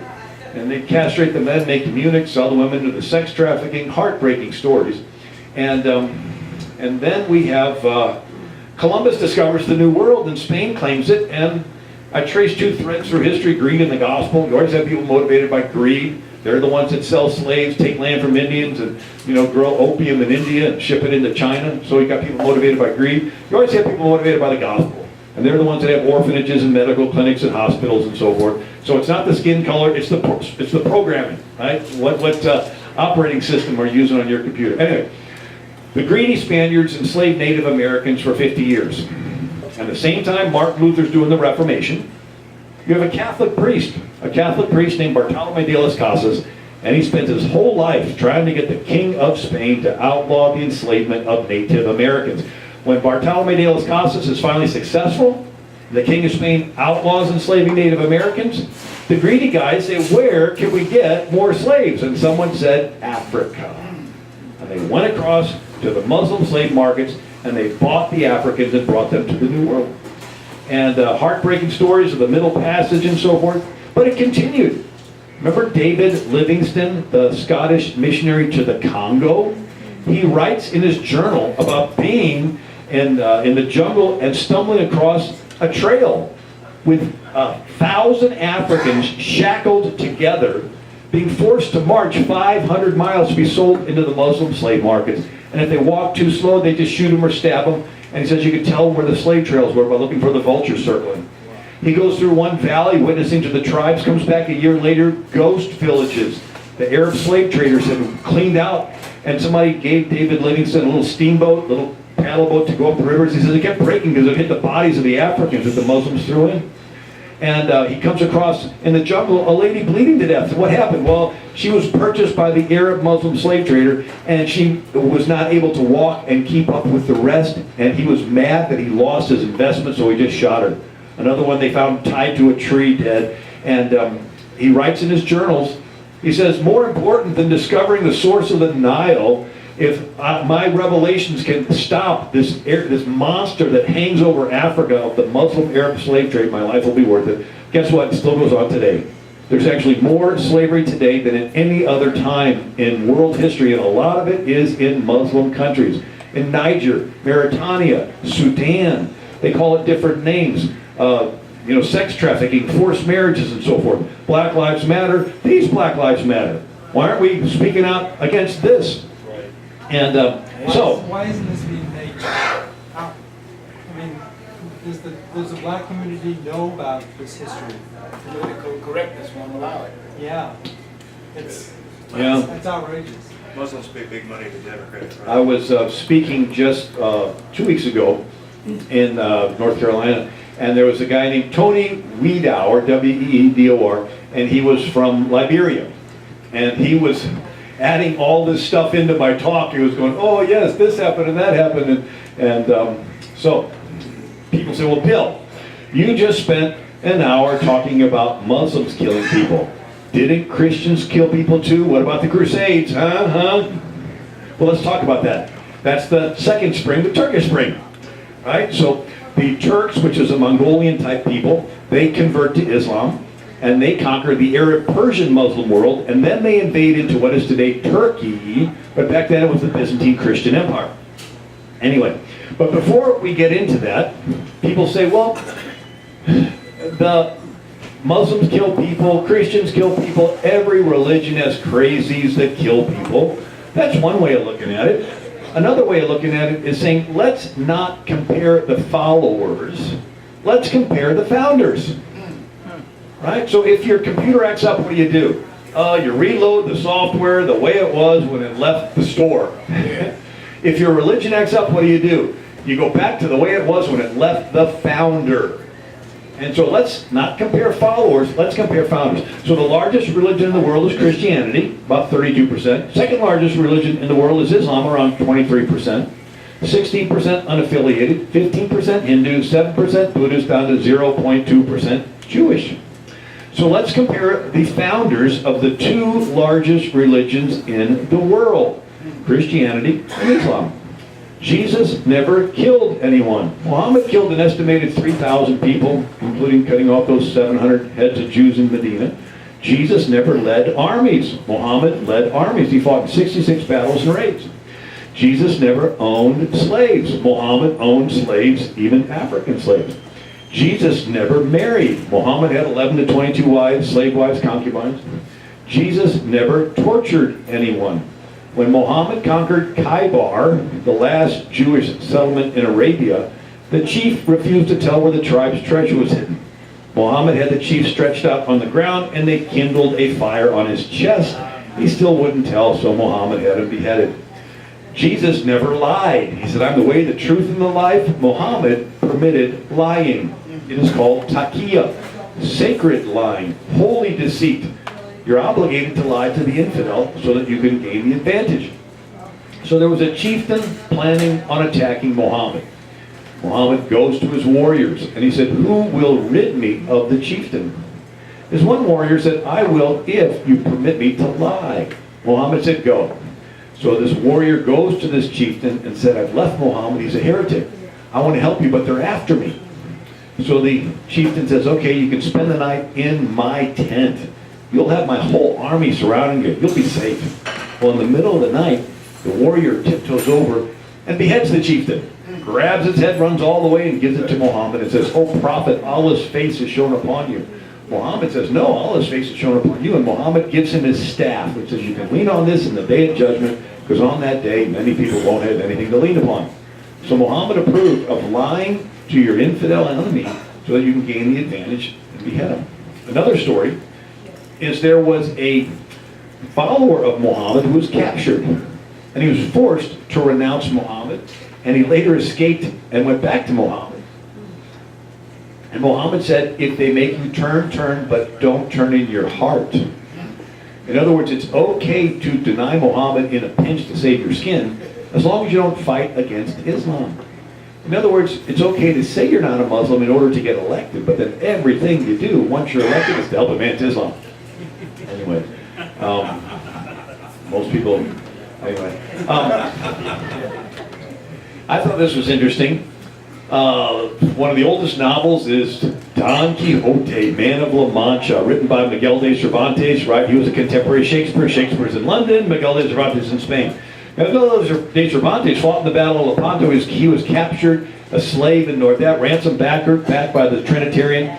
Anyway, in his book, he talks about when the Muslims would raid Italy and these different areas, if they were captured, they would just say that they were thinking of being a Christian, and the Christians would let them go.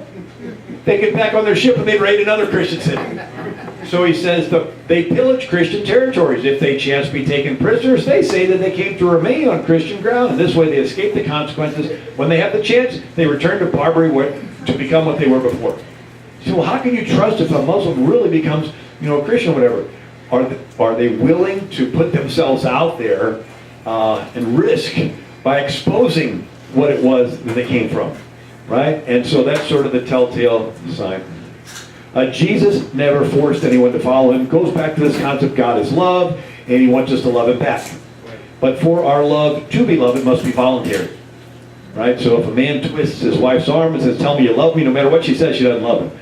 But if he woos her and courts her and defends her and protects her and gives her chocolate and candy, and out of the abundance of her heart she says, I love you, then it means something, right? So the God of the Bible is not into submit or I chop your head off. He's into this mystical thing of you voluntarily, of your own free will, turning to him. Right? And anyway, not so in Islam. Muhammad said, whoever changes his Islamic religion, kill him. So you're free to join, you just can't leave. So like Hotel California. And here's an Egyptian imam, and he says, if they had gotten rid of the apostasy punishment, that is killing you if you leave Islam, Islam wouldn't exist today. Islam would have ended since the death of the Prophet. Opposing apostasy is what kept Islam to this day. Ibn Masud's hadith, kill these three criminals, the adulterer, the murderer, and the apostate that leads our community. Right? So if I were to sum up Christianity, at its very core, it is an individual religion. You having a relationship with God through Jesus.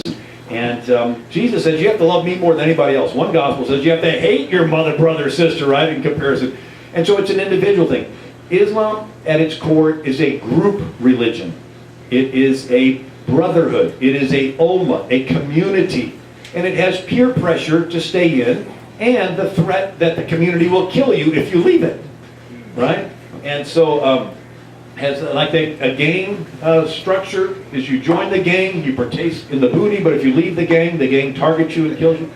And Jesus forgave insults. And he was dying on the cross. They're mocking him, and he says, Father, forgive them. Muhammad avenged insults. Ibn Khattal made poems making fun of Muhammad. And he had two slave girls reciting the poems. Muhammad was insulted by the poems, so he orders them murdered. So the idea of if you insult the prophet, you get killed, goes all the way back to the prophet himself. Jesus did not permit his disciples to rape anyone.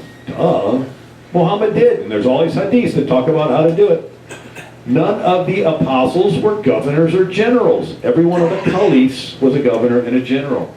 Jesus taught God was our Father. In Islam, it is blasphemy to call Allah your Father.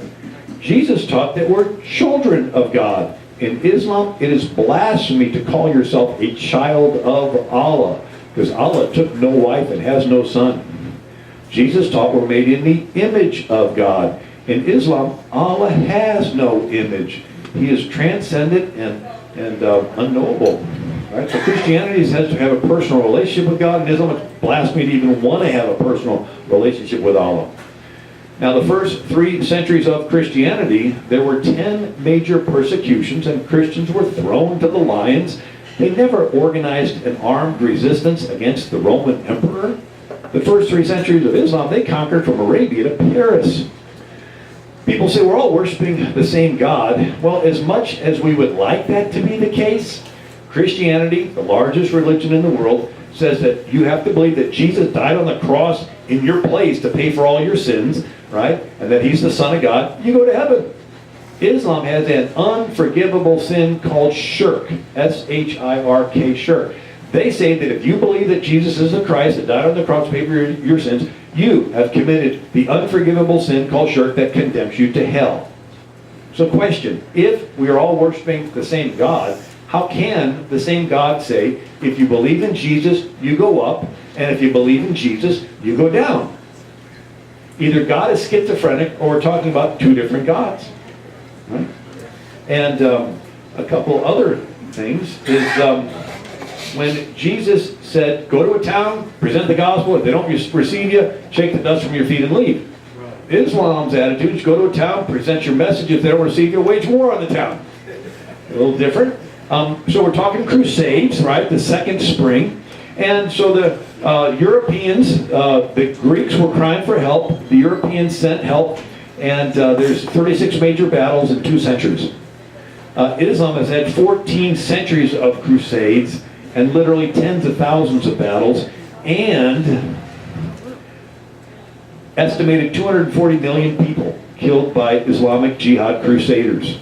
So that's more than Idi Amin and Pol Pot and Hitler and Stalin and Mao Zedong. More have been killed by Islamic Jihad crusaders. It's been the most violent force in world history.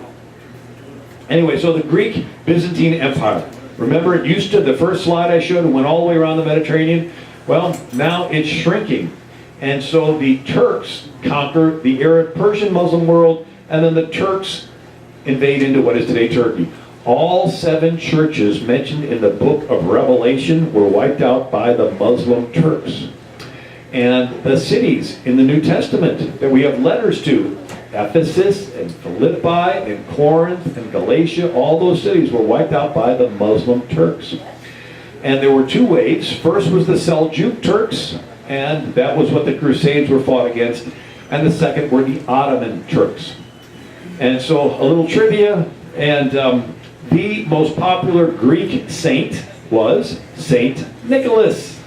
Lived during Roman times, gave to the poor, but he wanted to do it anonymously. Remember I talked to you about the 5th century? If you really become a Christian, you should give away all your money, right? And so here, Nicholas becomes a Christian, and he goes and gives away his money, but he wants to do it anonymously because he wants the glory to go to God. So he sneaks into town and throws money in the window of families that are struggling. And so the Greeks would leave presents for each other on the anniversary of his death, December 6th. Just a Greek thing until the Muslims invaded. He was thrown in prison under Diocletian and slapped Arius for starting the Arian heresy at the Council of Nicaea. And he's like a founding father of Greece, the Greek Orthodox Church. And so when the Muslims would come, they would destroy the graves. And the Christians in Greece didn't want the grave of their famous St. Nicholas destroyed. And so they moved his bones in the year 1087 from Myra all the way over to a little town called Bari, Italy, B-A-R-I. And the Pope that dedicates the church where the remains of this famous Greek saint are placed, the Pope's name is Urban II. Now you may not be up on all your Pope names, but this is the same Pope Urban II that goes to the Council of Clermont and begs these European kings to send help to these Greek Christians that are being killed by the Seljuk Turks. And the European kings send help. It's called the what? The Crusades. So the same Pope Urban II that called for the First Crusade is the same Pope Urban II that received the bones of St. Nicholas, and all the gift-giving traditions began to spread across Europe, and now we celebrate them in our own way. Now, I wrote a whole book on it. I don't think I got a copy of it back there on the table, but you can order it. Now, this is interesting, a little trivia. The Catholic saying is that St. Peter's at the gates of heaven. Well, the Greeks do a saying based on the book of Revelation, where Jesus will return at the end of the world to judge the living and the dead riding a white horse. And the saints will come back with him riding white horses. And St. Nicholas is a saint, so he'll be one of those riding with Jesus. But he's such an important saint that the Greeks have him coming back once a year for a little mini judgment. A little checkup on the kids, see who's naughty, see who's nice, right? See who's on the right track. And so in Holland, even to this day, they have Saint Nicholas coming once a year riding a white horse, and he's dressed as a bishop, right? He's a saint. And he has with him a little helper named Zwarte Piet. And they tell the little Dutch kids that if you're good, St. Nicholas will give you a present. If you're naughty, Zwarte Piet will put you in a gunny sack, take you back to Spain, and sell you into Muslim slavery. And you get a bag of coal. Well, this is a little bit different. They sell you into slavery. I have 11 brothers and sisters. I would have loved to have tormented my little brothers with this one. And here's another picture. Right, so there's St. Nicholas, and here's Zwarte Piet, and he's putting a little kid, please don't take my little brother. The parents are like, oh, we should have been a good kid, sorry, you know. Now, I was actually talking on the radio one time, and someone calls in, and they were from Holland. And they said, yeah, every little boy in our village, before they would go to sleep on the night before St. Nicholas came, they would have a pocket knife in their pocket. I said, why is that? He goes, that's to cut ourselves out of the gunny sack in case we woke up when we were in there, you know? Anyway, this is a bridge across the river in Prague, in the Czech Republic. And they have statues. There's the Sultan, and there's the cage, and there's this Catholic order ransoming back. Why do I share this? Because this was sort of branded in the consciousness of Europe. This ultimate terrible thing of being captured and put into Muslim slavery. And so here's Pope Urban II. He's preaching the First Crusade. And here's the proud Byzantine emperor and his Alexis Comnenus. Now you have to understand the dynamics. The Greek Byzantine Christians thought of themselves as the true Christians because they spoke Greek, the language of the New Testament. Their land was where John spoke and Paul spoke, and they viewed the Latin Catholic West as the church split. And they actually divorced each other in 1054 AD, the Great Schism. And so it was a big humbling for these Greek proud Christians to beg the West for help.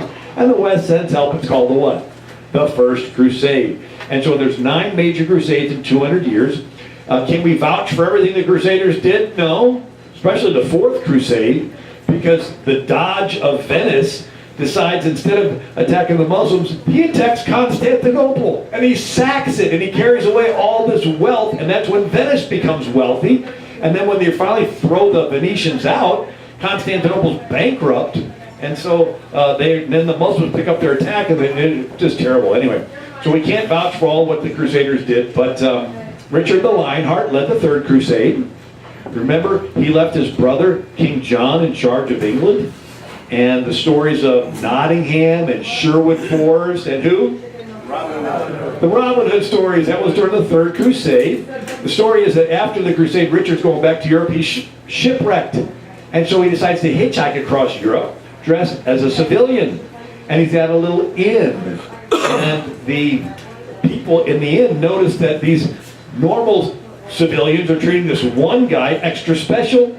And rumor begins to spread, and he's captured and put in the tower in some Austrian, castle. And so Richard's minstrel named Blondel leaves England, and he's going across Europe singing Richard's favorite song. And so Richard's in the tower, and one day he hears the song, and he sings the second verse to it, right? And that's how they were able to find him. But then they need to ransom him. And the king says, okay, I'll let Richard go back to England, but you got to pay a king's ransom. Well, who's in charge of England but his brother John? And so John has to do what? Raise the king's ransom. Where's he going to get it? He's going to tax the people. So it's sort of the Robin Hood story, except it was, John was raising the money to ransom back Richard the Lionheart. And then who led the 7th and 8th Crusades? It was St. Louis. He was King Louis IX, the most powerful monarch in Europe.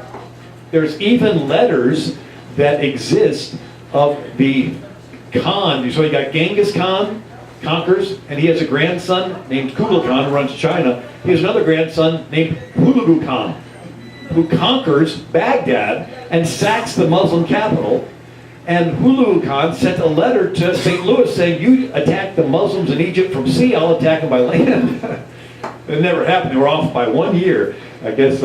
Anyway, and so the Crusades end, and the Muslims pick up where they left off, and they invade Europe. So in the year 1300, the Crusades are now over, but the Muslims still control Spain, North Africa, Timbuktu, the slave trading port. They control North Africa, the Zanzibar coast, Madagascar, over to Indonesia, northern Indian Mughals, Central Asia, and into the Middle East and Eastern Europe. It was their ISIS, their caliphate, their Islamic State. And now, it's important to understand there have been different waves in Islam to try to make it more moderate. And so, one of these waves was beginning 872 to 951. This is before the Turks.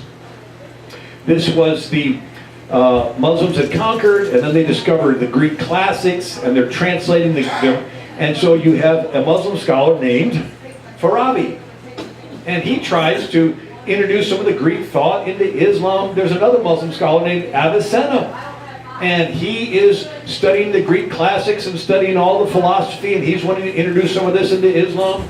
And another is Avero, and he is like such a great commentator on Aristotle that he was used and quoted in Europe for centuries. And so if you were to take a snapshot of Europe and the world at this time, you would have thought that the Muslims were going to have the Renaissance. They're discovering all this Greek stuff. And Western Europe's into the Middle Ages, you know, superstition, and there's a lot of closed-minded stuff. And so everything is moving in this direction until the Muslims get a leader named Ghazali. And he's considered the most influential Muslim after Muhammad. He was a mujahideen, or a renewer of the faith. He shut down the Greek influence and philosophy. And so, if you would have looked at it, you would have thought, hey, the Muslim mind is opening up, and it's going to have this renaissance. But then Ghazali was sort of like we're today experiencing this move back toward what we call radicalism, or this fundamentalism. Ghazali did the same thing. And he would even write this, saying one shouldn't restrain anyone who would immerse himself in these mathematical sciences, right? Because the Greeks were studying geometry and so forth. For even though they do not pertain to the domain of religion, yet since they are among the foundations of the philosopher's sciences, the student will be infected with the evil and corruption of the philosophers. So here he is, don't even study math. Because if you studied Greeks and the math and geometry, you're going to get into Greek philosophy and you're going to get away from all. And so this was a closing of the Muslim mind. Yet at the same time, on the other side of Europe, you get St. Thomas Aquinas. And he was discovering the Greek classics. And he had this idea that truth is truth, even if a non-Christian stumbles across it. And so yes, these Greek philosophers, you know, you eat the hay, spit out the sticks. If they say something and it's true, it's still true, even though that they weren't a Christian. And this opened the door for the Europeans to begin to have universities to study Greek philosophy and medicine and economics and so forth, in Naples and Paris and Oxford and so forth. And it happened just in time for the Renaissance. And so the European mind was opened while the Islamic mind was closed. Why do I bring that up? Is because there's movements to try to have Islam become more moderate and more reformed today. Zudi Jasser is a leader of one of those. He says the Pope had an army in the Middle Ages, but the Pope no longer has an army, so the Catholics have sort of moderated. The same thing can happen for Islam. And so, anyway, so after Genghis Khan, one of the descendants of the Khan is Tamerlane, and he kills 17 million people across Central Asia, and basically wipes out the Christian presence in Uzbekistan, Kazakhstan, Turkestan, right? They used to have Christians in those areas, but he told his men to come back with a skull in every hand. He left pyramids of skulls in Delhi, India. And his descendant, by the way, was Babur, who started the North Indian Mughal Muslim Empire. And his descendant was Shah Jahan. Shah Jahan built the Taj Mahal. And the story is that it was so beautiful, it's a tomb for his fourth wife. He didn't want another building that could rival the beauty, so he made all the workers stick out their hands and chop them off. So Shah Jahan wanted to exterminate the Sikhs, S-I-K-H-S, the Sikhs.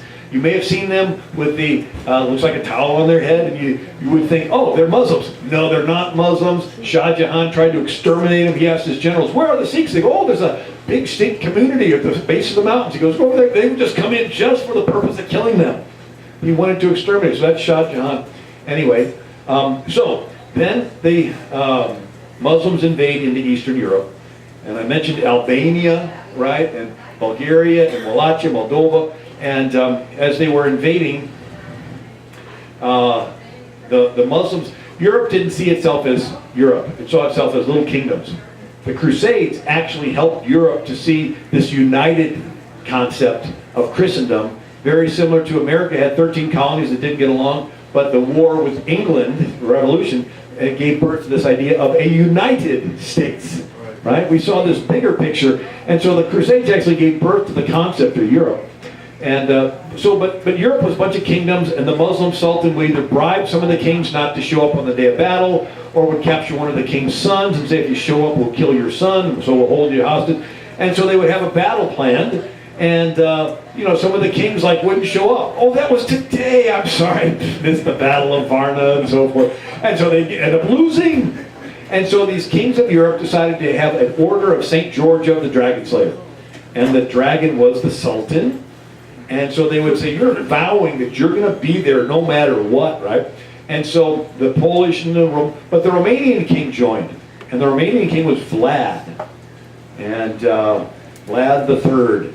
He had been captured by the Muslims. He witnessed their torture techniques of impalements. Or he had a brother, Radu, that was captured and made into a boy lover of the Sultan, Mehmed II.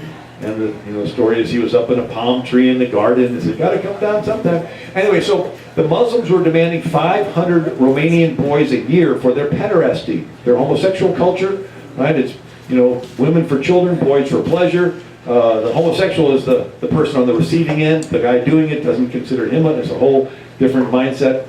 Anyway, so the Romanian king Vlad said, no more boys. And he decided to fight back. And the Muslims were marching into Romania. He had actually captured and impaled 20,000 of them. It's called the Forest of the Impaled. He got nicknamed Vlad the Impaler. And he was a member of the Order of St. George of the Dragon Slayer. The Romanian pronunciation of dragon was Dracula.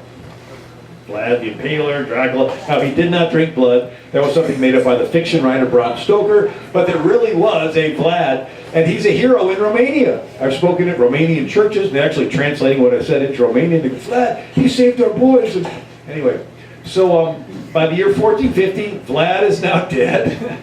And the Ottoman Muslims crossed the Bosphorus. That great Byzantine Empire has now shrunk to just that, where the Black Sea enters in the Mediterranean, a little area called the Bosporus, and then this. Now, what are these green and brown? Those are Venetian and Genoan merchant territories, and they're selling military goods to the Muslim warriors for money, knowing that those Muslim warriors are going to turn around and attack the Christians in Constantinople. But they don't care, they just want money. And so you have financial interests in the West betraying the West to Islam for money. Sort of like 1938, Standard Oil Company discovers oil in Saudi Arabia and helps make them really wealthy, knowing that they're going to spread their Wahhabi version of it, but they don't care, they're just interested in money. Anyway, so Sultan Mehmed II sends over his navy, sends over his army, and they attack Constantinople. Now what's that thing? The cannon. They took the church bells from the Greek Orthodox churches, melted it into the largest cannon in the world. It could shoot a 1,200-pound stone cannonball over a mile. And they still want the largest cannon, but instead of gunpowder, they want nuclear power. And anyway, so Sultan Mehmed conquers Constantinople in 1453. And why is this important? Well, they sell the women and children into slavery. They turn the largest Christian church in the world into a mosque, the Hagia Sophia. It was built in 537 AD by Justinian and so forth. But the Muslims had 4 acres of gold mosaics that covered with whitewash and Quran verses, 160 feet high, 102 foot across dome. I mean, anyway, but the big deal was it cut off the trade routes to get from Europe over to India and China. So there's the first century. The Romans traded across the Parthian Empire, Kushan Indian Empire, or the Silk Road over to China. But even in 1271, Marco Polo, you know the game the kids play in the pool, Marco Polo, he was an Italian from Venice, and he goes all the way over and he works for Kublai Khan, the grandson of Genghis Khan. And Marco Polo brings back to Europe spaghetti noodles, gunpowder, thread from worms, silkworms, plates made out of China, because they came from China. The Chinese invented a compass, the wheelbarrow, the Pony Express, the piñata. The Chinese invented paper from tree pulp rather than from papyrus reeds. Remember in Egypt, the papyrus reeds? But the Chinese invented paper from tree pulp. And what did the Chinese print with their paper? Currency. The first paper currency in the world was printed in China during the Yuan dynasty. That's why they call it the yuan. You got paper currency in your wallet, first came. So China was technologically superior to Europe. And India had teas, dyes, and spices. So the Europeans wanted to trade across the China Silk Road, the Gobi Desert. But when the Muslims conquered Central Asia, Tamerlane, when they sacked Constantinople in 1453, Mehmed II, it cut off the land trade routes. So look at this date real close, right? So it was 1453, right? What happened about 40 years later? Well, 1492, Columbus said, hey, if the land routes are cut off, let's look for a sea route. Columbus reaches some land. He's convinced he made it to India, so he names the people he meets the Indians. Think of it. We never would have called Native Americans Indians if it had not been for Islamic Jihad. Columbus gave them the names Indians, and the name stuck. Well, why was he trying to get to India? Because 40 years earlier, the Muslims cut off the land routes to India. So everybody that hates Columbus really bad needs to turn one chapter back in the history book and see the reason he even set sail in the first place was Islamic Jihad cut off the land routes to India. Well, as the Muslims were invading into Greece, they were destroying churches and monasteries and libraries and museums. And so these Greek scholars would flee with all their art and architecture to Florence, Italy. And so this flood of Greek stuff into Florence in the late 1400s we call the Renaissance. So the Dark Ages began when the Muslims conquered Egypt and cut off trade and held back the ships of papyrus from Europe. The Renaissance starts when the Muslims invade Greece and the Greek scholars flee into Florence, Italy. Here's a quote from Jean-Jacques Rousseau, father of the French Revolution. He says, Europe, it was the Muslim, the eternal blight on learning, who brought about its rebirth. The collapse of the throne of Constantine carried into Italy the debris of ancient Greece. Well, Muslim scholars also fled with their Greek New Testaments.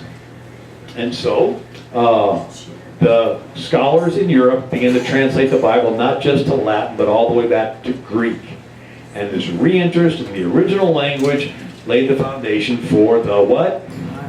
The Reformation. Who knows? We might not have had a Reformation had it not been for Islamic Jihad. And so the Reformation starts in 1517 with Martin Luther. In 1529, 100,000 Muslims surround Vienna, Austria, under Suleiman the Magnificent. And Martin Luther says, the Turk is the rod of the wrath of the Lord our God. If the Turk's God, the devil, is not beaten first, there is reason to fear the Turk will not be so easy to beat.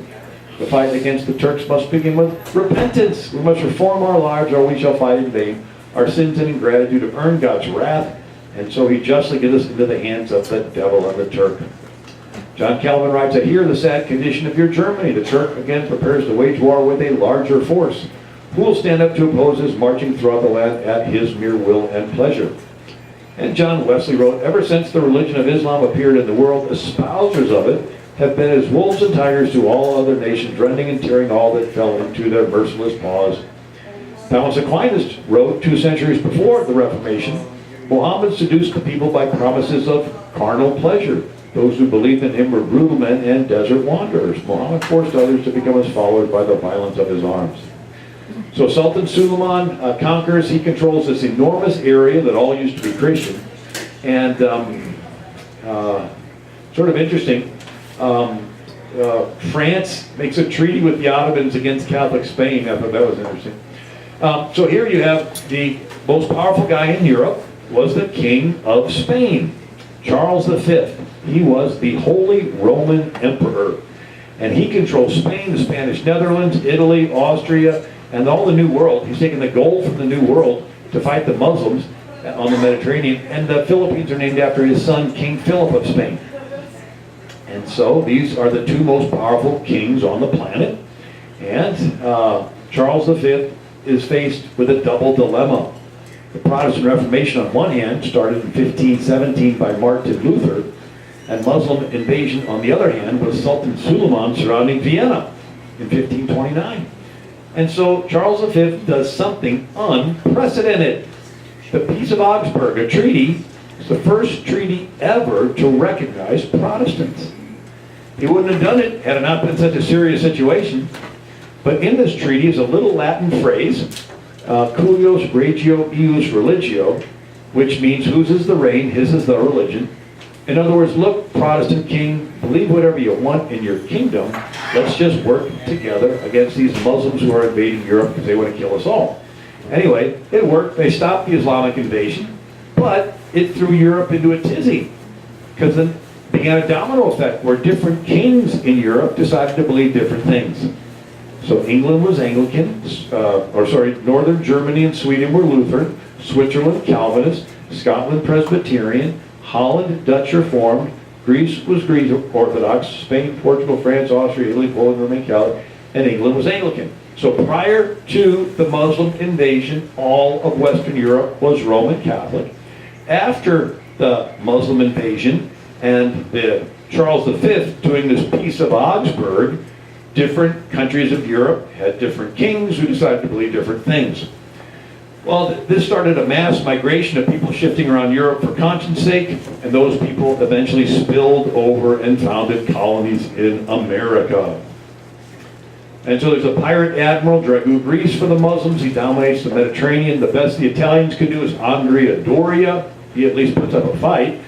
And by 1565, the Muslims controlled North Africa, the Middle East, Turkey, and Greece, and they want this little island of Malta so they can get the rest of the Mediterranean. And there's 40,000 Muslims surround that little island. There's only 1,000 defenders, the Knights of Malta. And they have a 70-year-old leader, Jean Lavalette. And he tells his men, this is a battle between the Quran and the Gospels. You vowed to give your life for Christ when you join this order. Guess what? You're going to have to give it now because we're probably not going to get reinforcements. And so the Muslims pound away with their cannons for weeks. And these young soldiers climb out of the rubble and fight them back. And then they pound away for another week. And these young knights run to the main castle. And they go to Jean Lavalette. And they said, we made it here safe. And he goes, what are you doing here? You're supposed to fight till you die. So they sneak back and they go back. Anyway, and the Muslims would pound away and pound away. These guys would climb out and fight. And finally the Muslims blast through the last castle. And Jean Lavalette stands in the gap. And the dust settles, and they see this one old guy standing there, and everybody else ran to the back. And then they all say, well, you know, we're all going to die anyway. We may as well die with him. And so they go out, but they don't just stand there. They pour out. And the Muslims didn't expect to blow a wall in the castle and have people pour out. And so they're retreating, and they're tripping over themselves. And finally they get routed. And then just a couple boatloads of reinforcements come, and the Muslim warriors decide to pick up and leave on September 11th, 1565. It was the first major defeat of the Muslim navy on the Mediterranean. Well, Sultan Suleiman the Magnificent, remember him? He's furious. And he vows he's going to destroy Europe, and he dies a year later. And his son, Selim the drunkard, takes over and spends a lot of time with his harem. Anyway, Selim fights the Battle of Lepanto. So, back to this map here. So there's this little island of Cyprus. And there's a city called Famagusta, and there's a Venetian admiral, Braggadoccio, and Braggadoccio is trying to get the people to fight, but then realizes he isn't going to win. So this is in the spring of 1571, and so Braggadoccio brokers a surrender deal, and they agree to let the Christians go, because that's the term they use, Christians, and so they agree to let them go. And as they're walking out of the castle toward the boat, the Muslim leader, Lala Mustafa Pasha, sees the young military aide. And you want to get a table to put those on, or somebody want to, I don't know, or maybe a cart? There's a cart here. We could take the top off the cart and put it there. Well, the idea was to have it close to the door. Okay, thank you. Oh, thank you.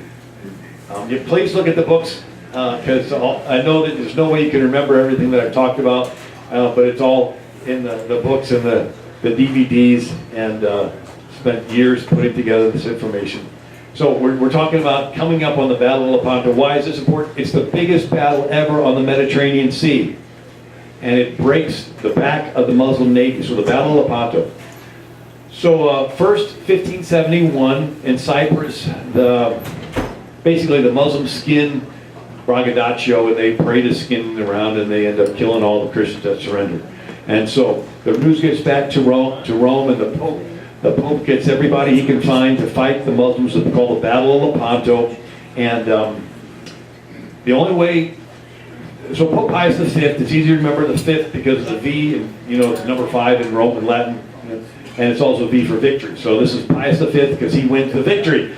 So Pope Pius V twists every arm he can in Europe, and he gets these Austrians and Spaniards and Genoans and Venetians, and they don't like each other, but he gets them to fight together at the Battle of Lepanto. The only way they do it is if Charles V, remember him? If Charles V's son will lead the Holy League. He's only 25 years old, and he's going to lead this last stand of the European powers against the Muslim. And so, the young Don John of Austria, he's 25 years old, they're on the ships, the wind is against the Holy League. And what happens is the admirals meet with Don John and say, we can fight another day, it's not looking good, we're just floundering in the water because the wind is against us. This young guy gets everybody on deck and they pray. And while they're praying, the wind changes 180 degrees. And the Muslim sails all go limp. And the Holy League sails all fill up with air.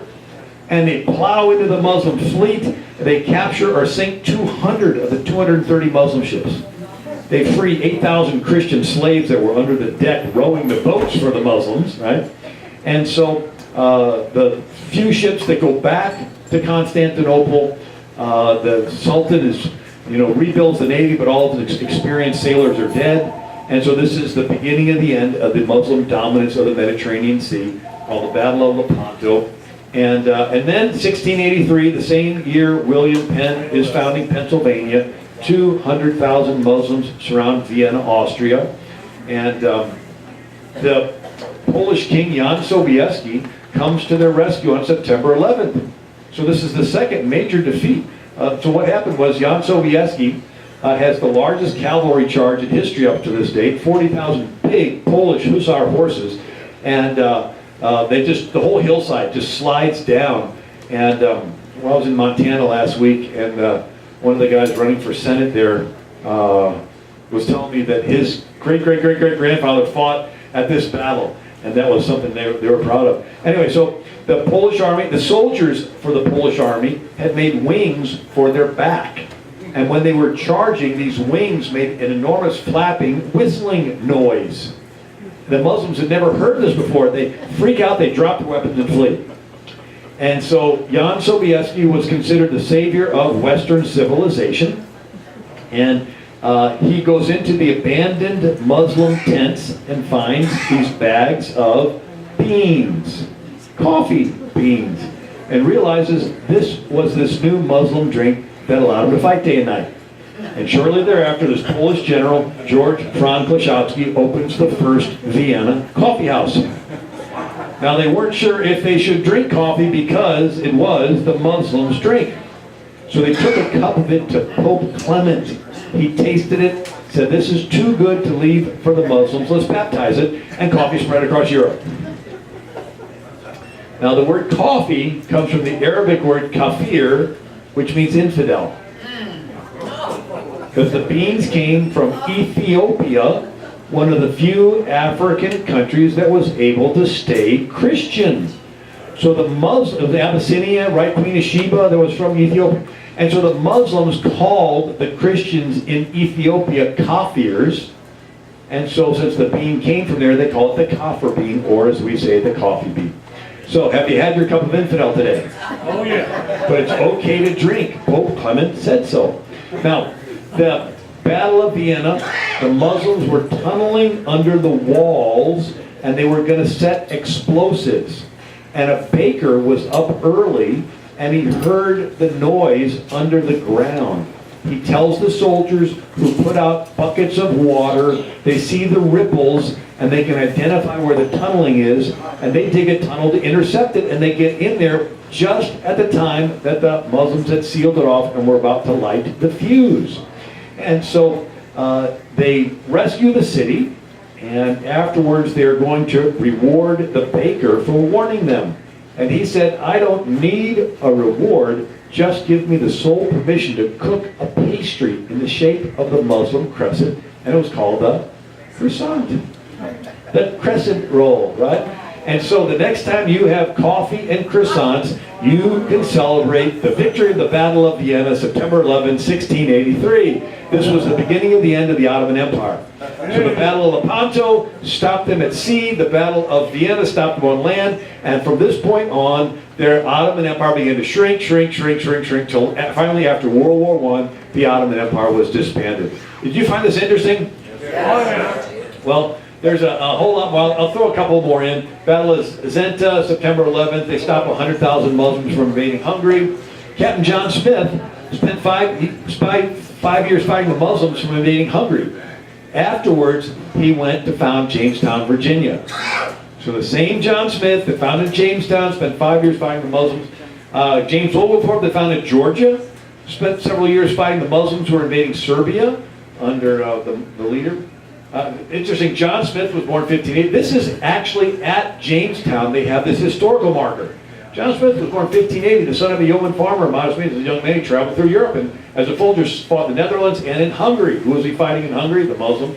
And he was captured, taken to Turkey, sold into slavery. Then he escaped to Russia. He was murdered. His master escaped back to Hungary to collect the promised reward and a coat of arms. What was the coat of arms? It was 3 Muslim heads with their turbans on it.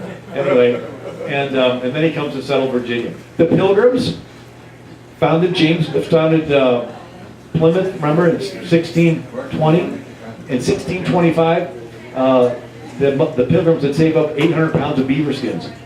And the Muslims captured the ship in the English Channel and took the crew to Morocco, sold them into slavery. So even the Pilgrims had to deal with this.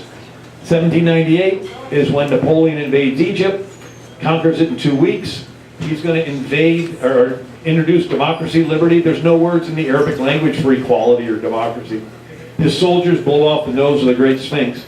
Anyway, then the Muslims would capture, remember those Catholic orders, the Trinitarians? Finally, the Europeans paid an annual tribute. And every country would pay an annual tribute to the Muslim pirates. And when America breaks away from Britain, the pirates say, you're not part of Britain anymore. No, we're an independent country. That means you got to pay your own extortion tribute payment.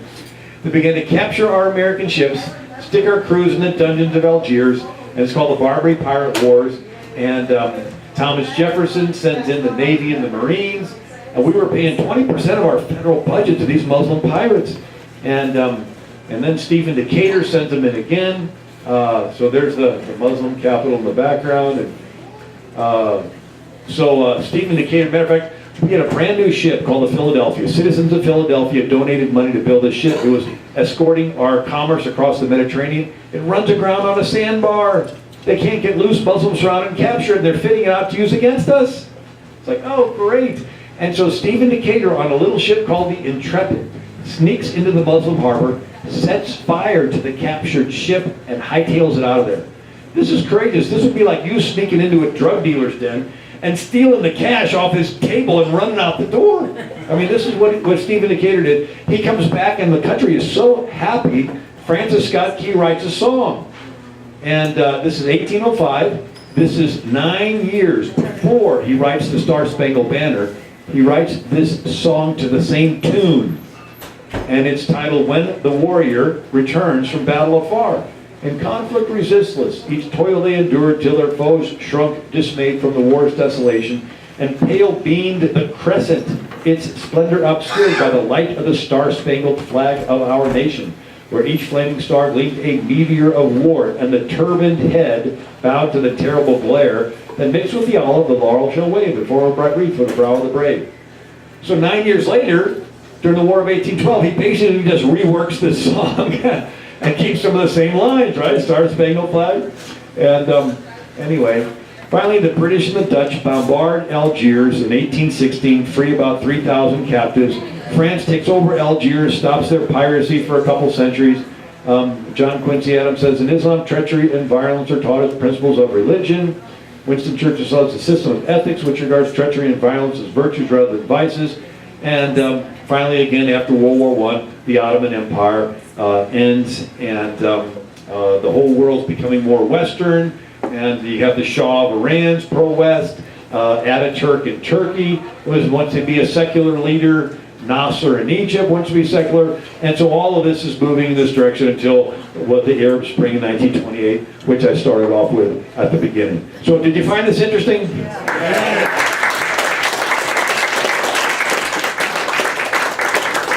So just to reiterate, the majority of the Muslims are nonviolent and they want to live their lives, but there's this minority that is moving in the direction of becoming more like Muhammad and more radicalized. And so the dilemma is it's within Islam, but the nonviolent ones want a strong response against the violent ones so they can continue to have their freedoms. And it's up to us to educate people, and especially educate politicians. Most politicians are ignorant of all this history, like you and I were before we learned it. A lot of them are afraid, and they don't have courage and so forth. Some of them are even on the take, and they're getting money, right? Maybe the Saudi oil money, or maybe, right? And some of it's taqiyya, where they're lying to you. And so it's up to us to put pressure on politicians, saying, you represent us, and anyway, I think I've talked long enough. So all my books, and some of them are over here, and thank you for your contributions. You're so generous. And I'm going to see if Dennis has any. Yeah, give him a big hand. We're not done with the gift yet.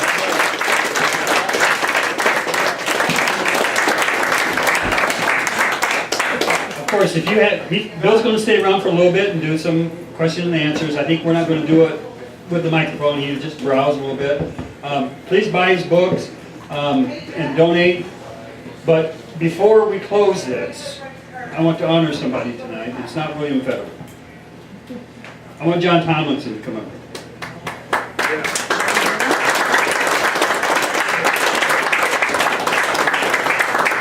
Some of our folks know who Johnny Tomlinson is. I did a message when Johnny comes marching home. This is the fellow I was speaking about, and that message, some of you got it. This message that Bill has said tonight has been so relevant to who we are as a caucus over the last probably 2-3 years. It's been part of my message.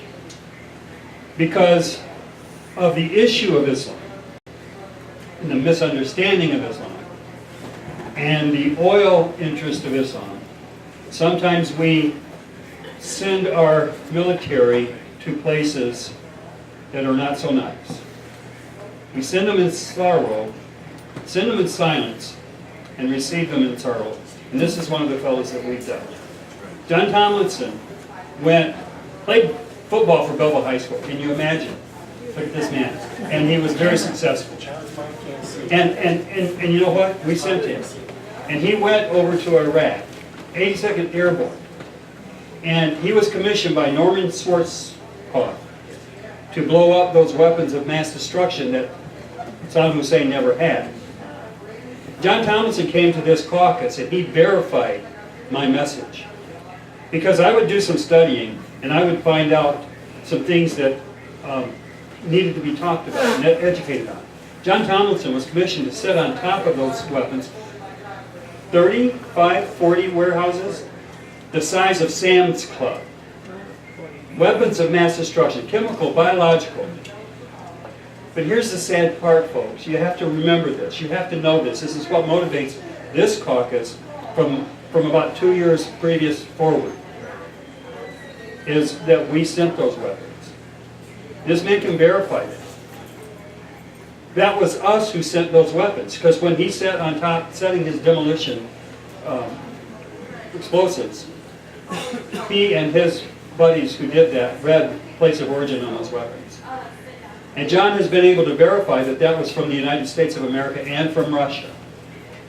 I imagine there was a time when that was supposed to make good common sense in the battle against Iran.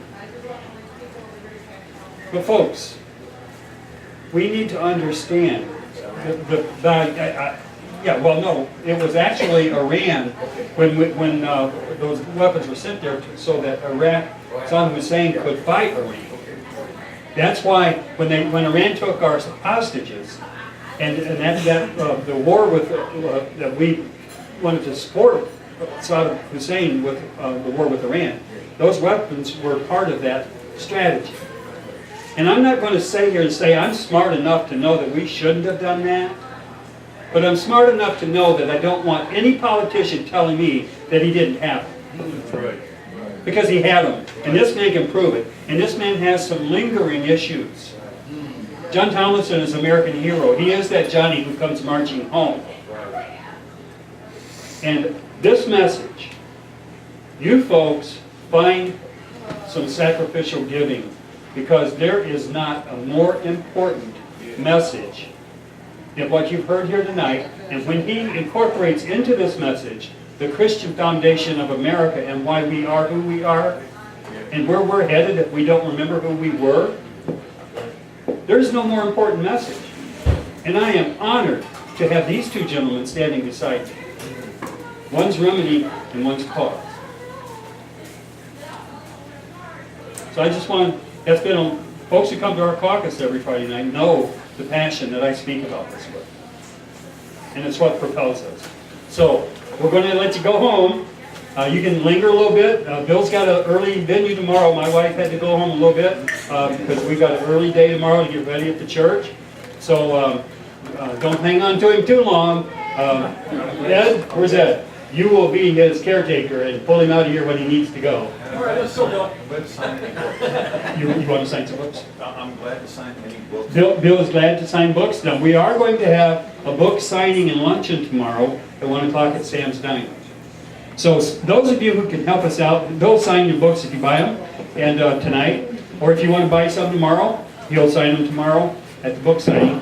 But, and so what I want you to do as we close, the last thing we will officially do in this meeting tonight in appreciation for Bill and John, stand up and give a standing ovation to these two men.